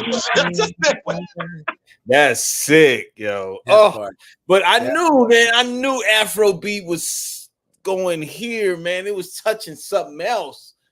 Afrobeat, hit me immediately. So I'm into WizKid. I'm into I'm Burna sorry. Yes, Burna. I mean, Tim's, you name it. I'm all in. Watching TV, right? You know what's weird? I'm liking Halo, and every time I tell people that, they like, really? But I didn't play the video game, so for me, because I didn't like the controller. I remember when the Xbox came out. That was the first game I had. It was like, okay. And I was like, I'm good. I just didn't get with the controller, so I didn't play the game. You're a PlayStation person. I am PlayStation all day. That's what I've been PlayStation since the beginning. We're gonna have to swap some IDs around here at some point. Well, that's the thing, is like time. It's rough. I wish I could, but the show is, I don't know. I like it. I don't know. I didn't expect that I would like it. I dissed it before I even watched it, but I like it. Well, you low-key alluded to the fact that you like The Boys too. Oh man, The Boys universe is so sick. What about Invincible? Literally. Invincible is literally. I know, right? Literally sick. You watch Invincible is I love Invincible, yo. Okay. Love What about Resident Alien? I know that's your show, and I like it. Actually, I think Resident Alien is really creative and funny and cool. Alan Tudyk is he's great. He's hilarious. He is an alien. Exactly. I totally think that dude's an alien when I watch it, because he makes sounds. Yes. You're like weird faces. I'm like, dude. I'm buying the whole thing, right? Oh yeah. Okay. See, you know what you watch. What's that? Just pull it out. He said you do know what you watch. Yes, I do. Yes, I had to. Yes, right. I had to pull. Yes, you had to pull it out of me. Yeah. So those are the things. And a lot of, it's a lot of dramas and a lot of stuff. Mr. and Mrs. Smith is pretty decent. I actually watched that. I watched that. Okay, and I like the fact that they weren't smooth polished. Yes. They had to grow. So they're allowing it to develop. I wasn't checking it out, but I'm taking y'all feedback into it and everything like that. Nothing. I ain't gonna steer you wrong. I like Donald Glover as an actor. I feel like I gotta say that. Man. I like Donald Glover. Come on. The nerds gotta unite on Donald Glover. Yeah, I don't want nobody black saying nerd. you like I like Donald Glover. Yeah. He's a professed black nerd. You gotta support him. I would have never. And Atlanta is brilliant. Got where he's at right now, and it's only a few actors that. Forrest Whitaker is one of those actors that I can say that for. Keanu Reeves is one of those actors. Even the great Denzel Washington, because I remember him from St. Elsewhere. Nobody's that. George Clooney, Tom Hanks. You be looking at career trajectories. You be like, nice name drop. I didn't know you was going to get all that. Damn. So when I sit up there and I look, I'm like, bro, I didn't. Childish Gambino. I know. Didn't see that coming, did you? I know Cress Williams from when he was on in Living Single. You see him doing Black Lightning, Jefferson Pierce. Marshall, yes. You look like he's great. Donald Glover, Childish Gambino. This is what you this you. Okay, well I ain't know it was you, but I'm picking up what you putting down. Right. Do your doggone thing. Damn. No, he's the real deal. I mean, Halo, I'm sorry.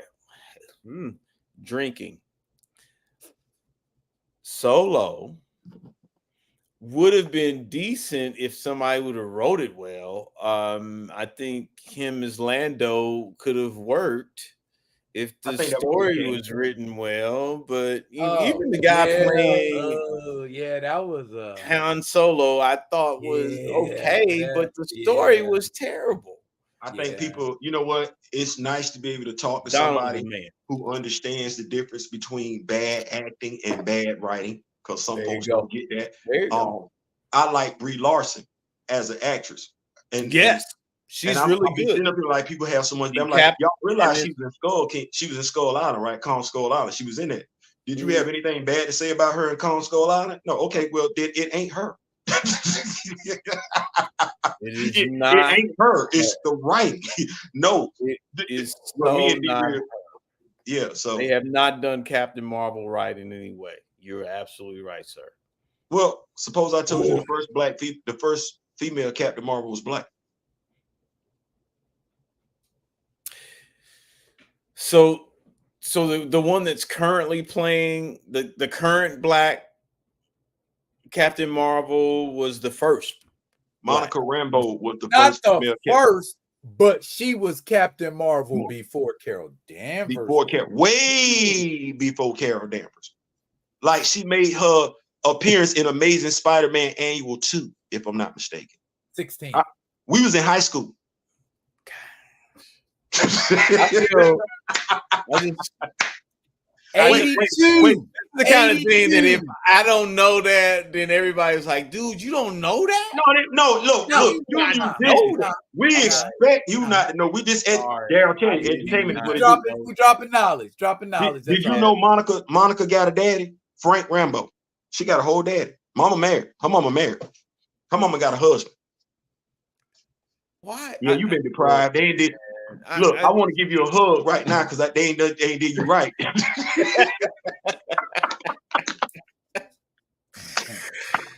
Man. Yeah.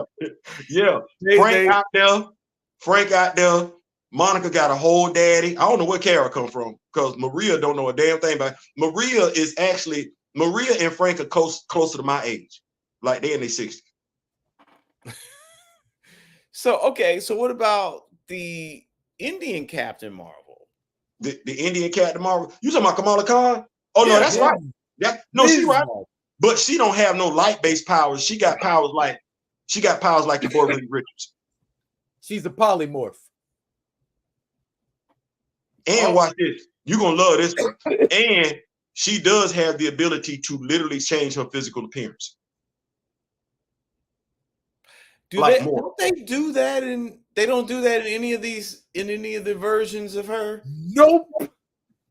No, why? Because they ain't hiring nobody that read comic books. People who read comics do not really work at Marvel Disney. But hold up, is it in an animated version? Does she change her appearance in an animated? In the animated version, they do it right. Yeah. Go to Disney Plus tonight. Okay, that's why when you said it was like, hold up, I think I've seen her do that. It was in an animated version. Yeah. Which series or which? I don't know. I've seen so many of the anime. The animated shows have saved our lives. I'm trying to tell you. The animated series, rather. Yeah. So you know Monica Rambeau? You know how they say she can see light? Yes. Monica can actually transform into any form of light. Ooh. On the electromagnetic spectrum. Any on the electromagnetic spectrum. Listen, any form of light. Monica damn near immortal. Matter of fact, here we go. Everything that here we go. No, you love this one. Darryl gonna tell me if I'm right or wrong. You remember how Carol headbutted Thanos in Endgame? You did. Monica would have just came down through the clouds, right? As any form of light, she'd have destroyed his ship, went straight through his chest. That's the end of the fight. But doesn't it seem, and that's deep, but doesn't it seem like there were a few superheroes that could have ended that whole thing? Yes. Probably a short number of them. A mess of them. But they could have ended that fight a lot faster. I feel like with Endgame, they were just showing you that to show that to you, that scene. It took everybody in the Marvel universe. Being ex-military, and my man Theo will tell you, okay, strategically, where's the advantage in that? Where's the advantage? Mine, I was looking at my black women. Me assembling 50-something heroes and then running straight at each other, Revolutionary War style. Yeah. See, that was the hokey thing to me. That's the part that was just hokey. Ain't nobody gonna do that from a strategic fighting standpoint. Let's run straight at the people shooting at us. When you know he's after the Infinity Gauntlet, it ain't but one. You know that's where he at, and you ain't get you doing what with it? Why your strongest? You ain't got nobody. You ain't got none of your strongest hitters with the Infinity Gauntlet. At the very least, helping somebody with the Infinity Gauntlet. Now here's the thing: Infinity Gauntlet. Since we talking about the Infinity Gauntlet, ain't there a stone on the Infinity Gauntlet that controls time? Ain't there a stone on the Infinity Gauntlet that controls reality? So, but you want to have a whole big ass fight. All right, okay. No, watch this. Watch this. You ready? You ready, T? Yeah. You know T'Challa. Well, no, you don't know. That Infinity Gauntlet didn't actually have to go past T'Challa. He's actually wielded the Infinity Gauntlet. He's wielded it? Yes. Yeah. With no damage whatsoever.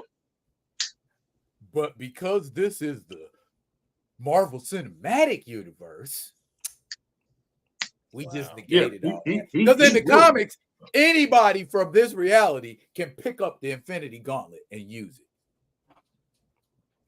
So you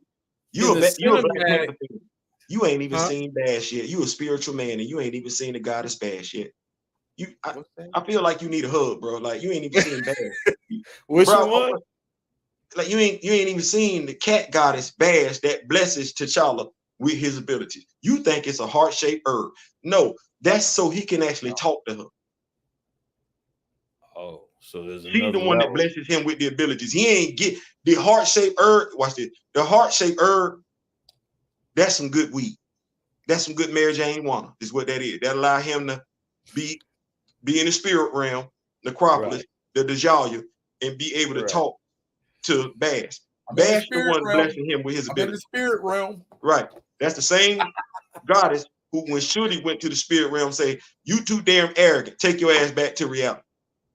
I'm not blessing you with nothing." So that's never in even in the second one, the alpha, they never address this woman. Where'd you see Bash in that movie? And I'm tired of getting cussed out by women who think I ain't down for them. You see all these action figures I got back here?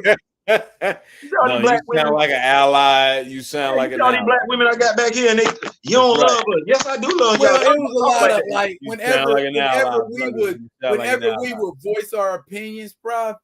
Yeah, they would call us misogynoir. Actually, that was a brother. That was another black man that called us misogynoir. All the women called us misogynist. You hate black women. No, I don't. I love y'all. I love y'all to death.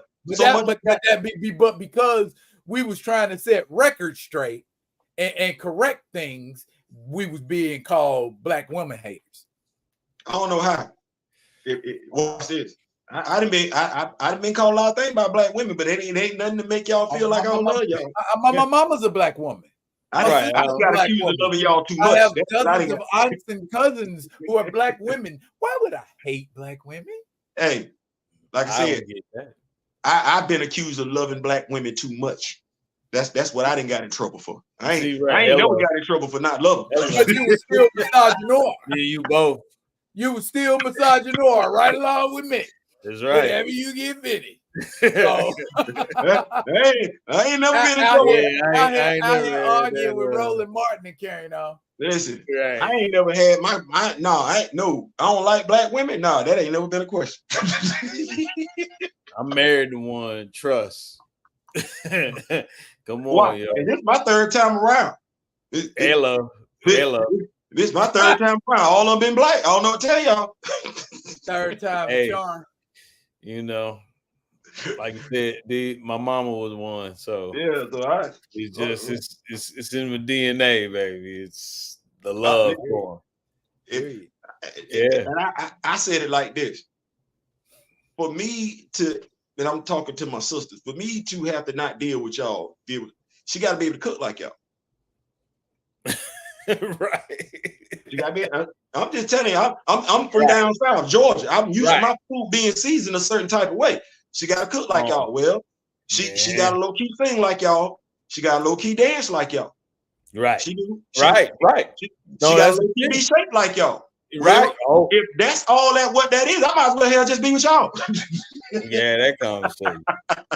Low key shape like that. I like it. Yeah, Lord, it's getting late. It's getting late. It do it. I do it love feel that. Like, do it feel like it been all of that, yo. And it's crazy when you meet one like that. You're like, that's interesting. That because she got how you got to have the obligatory. I'm a white girl that talked to a black man hairstyle. They all got the same hairstyle. Right. They all got the same hairstyle. They stand out, yo. They all got the same hairstyle. Well, I mean, that's a lot of pressure for me as a black dude, just even in a club, asking a woman that's not black to dance in a club full of black women, because y'all could turn me down. But as soon as I get on the dance floor with her, it's a problem. I don't necessarily want the problems. Yeah. Oh, yeah. As you said. It is a problem. Man, we could do this all night long, man. What time? 3? I know, right? It's 3:10. It's 3:10. We're gonna have to get you back, T. I have officially exceeded the time I have ever been on a live before. Sorry, man. It's the longest live I ever been. No. Actually, my brother needed to do this. I'm just saying. He's never been on live. I've done 3-hour lives before. Right. For that to happen, it's got to be a good vibe. Time got to be passing by pretty quickly. You got to feel good. So, my brother, hey man, you did your thing, man. Great show. Listen, listen, we got to do it again. He ain't got no choice. He Kansas City boy. He Kansas City boy. Yeah. And if I recall, you from down around 27th Street, ain't you? That's right. 26 and Tracy, baby. That's right. Yo, I was in it. This has been a pleasure, man. Like, thank you so much for coming on the show tonight, man. This has been a blessing, a pleasure to be able to share you with the Rock With Me Nation, my brother, knowing you and everything like that, man, and just all the stuff that you brought to the show tonight, man. Thank you so much. Like I said, we got to do this again. We just can't be the last time. We have got to do this again. Daryl, it's just gonna be on you. Right.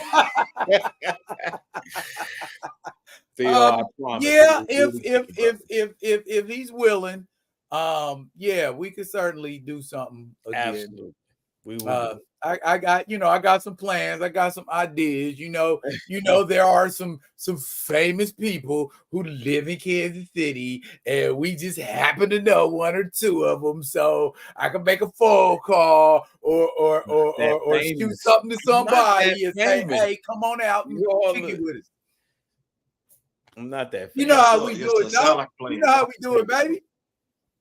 It's about clicking up, linking up, making them clickalations happen. It is, man. It is. But look, Theo, I appreciate all of you, the brother. It's folks been a pleasure. That was rocking with us, my man Fan for Collecting said great conversation.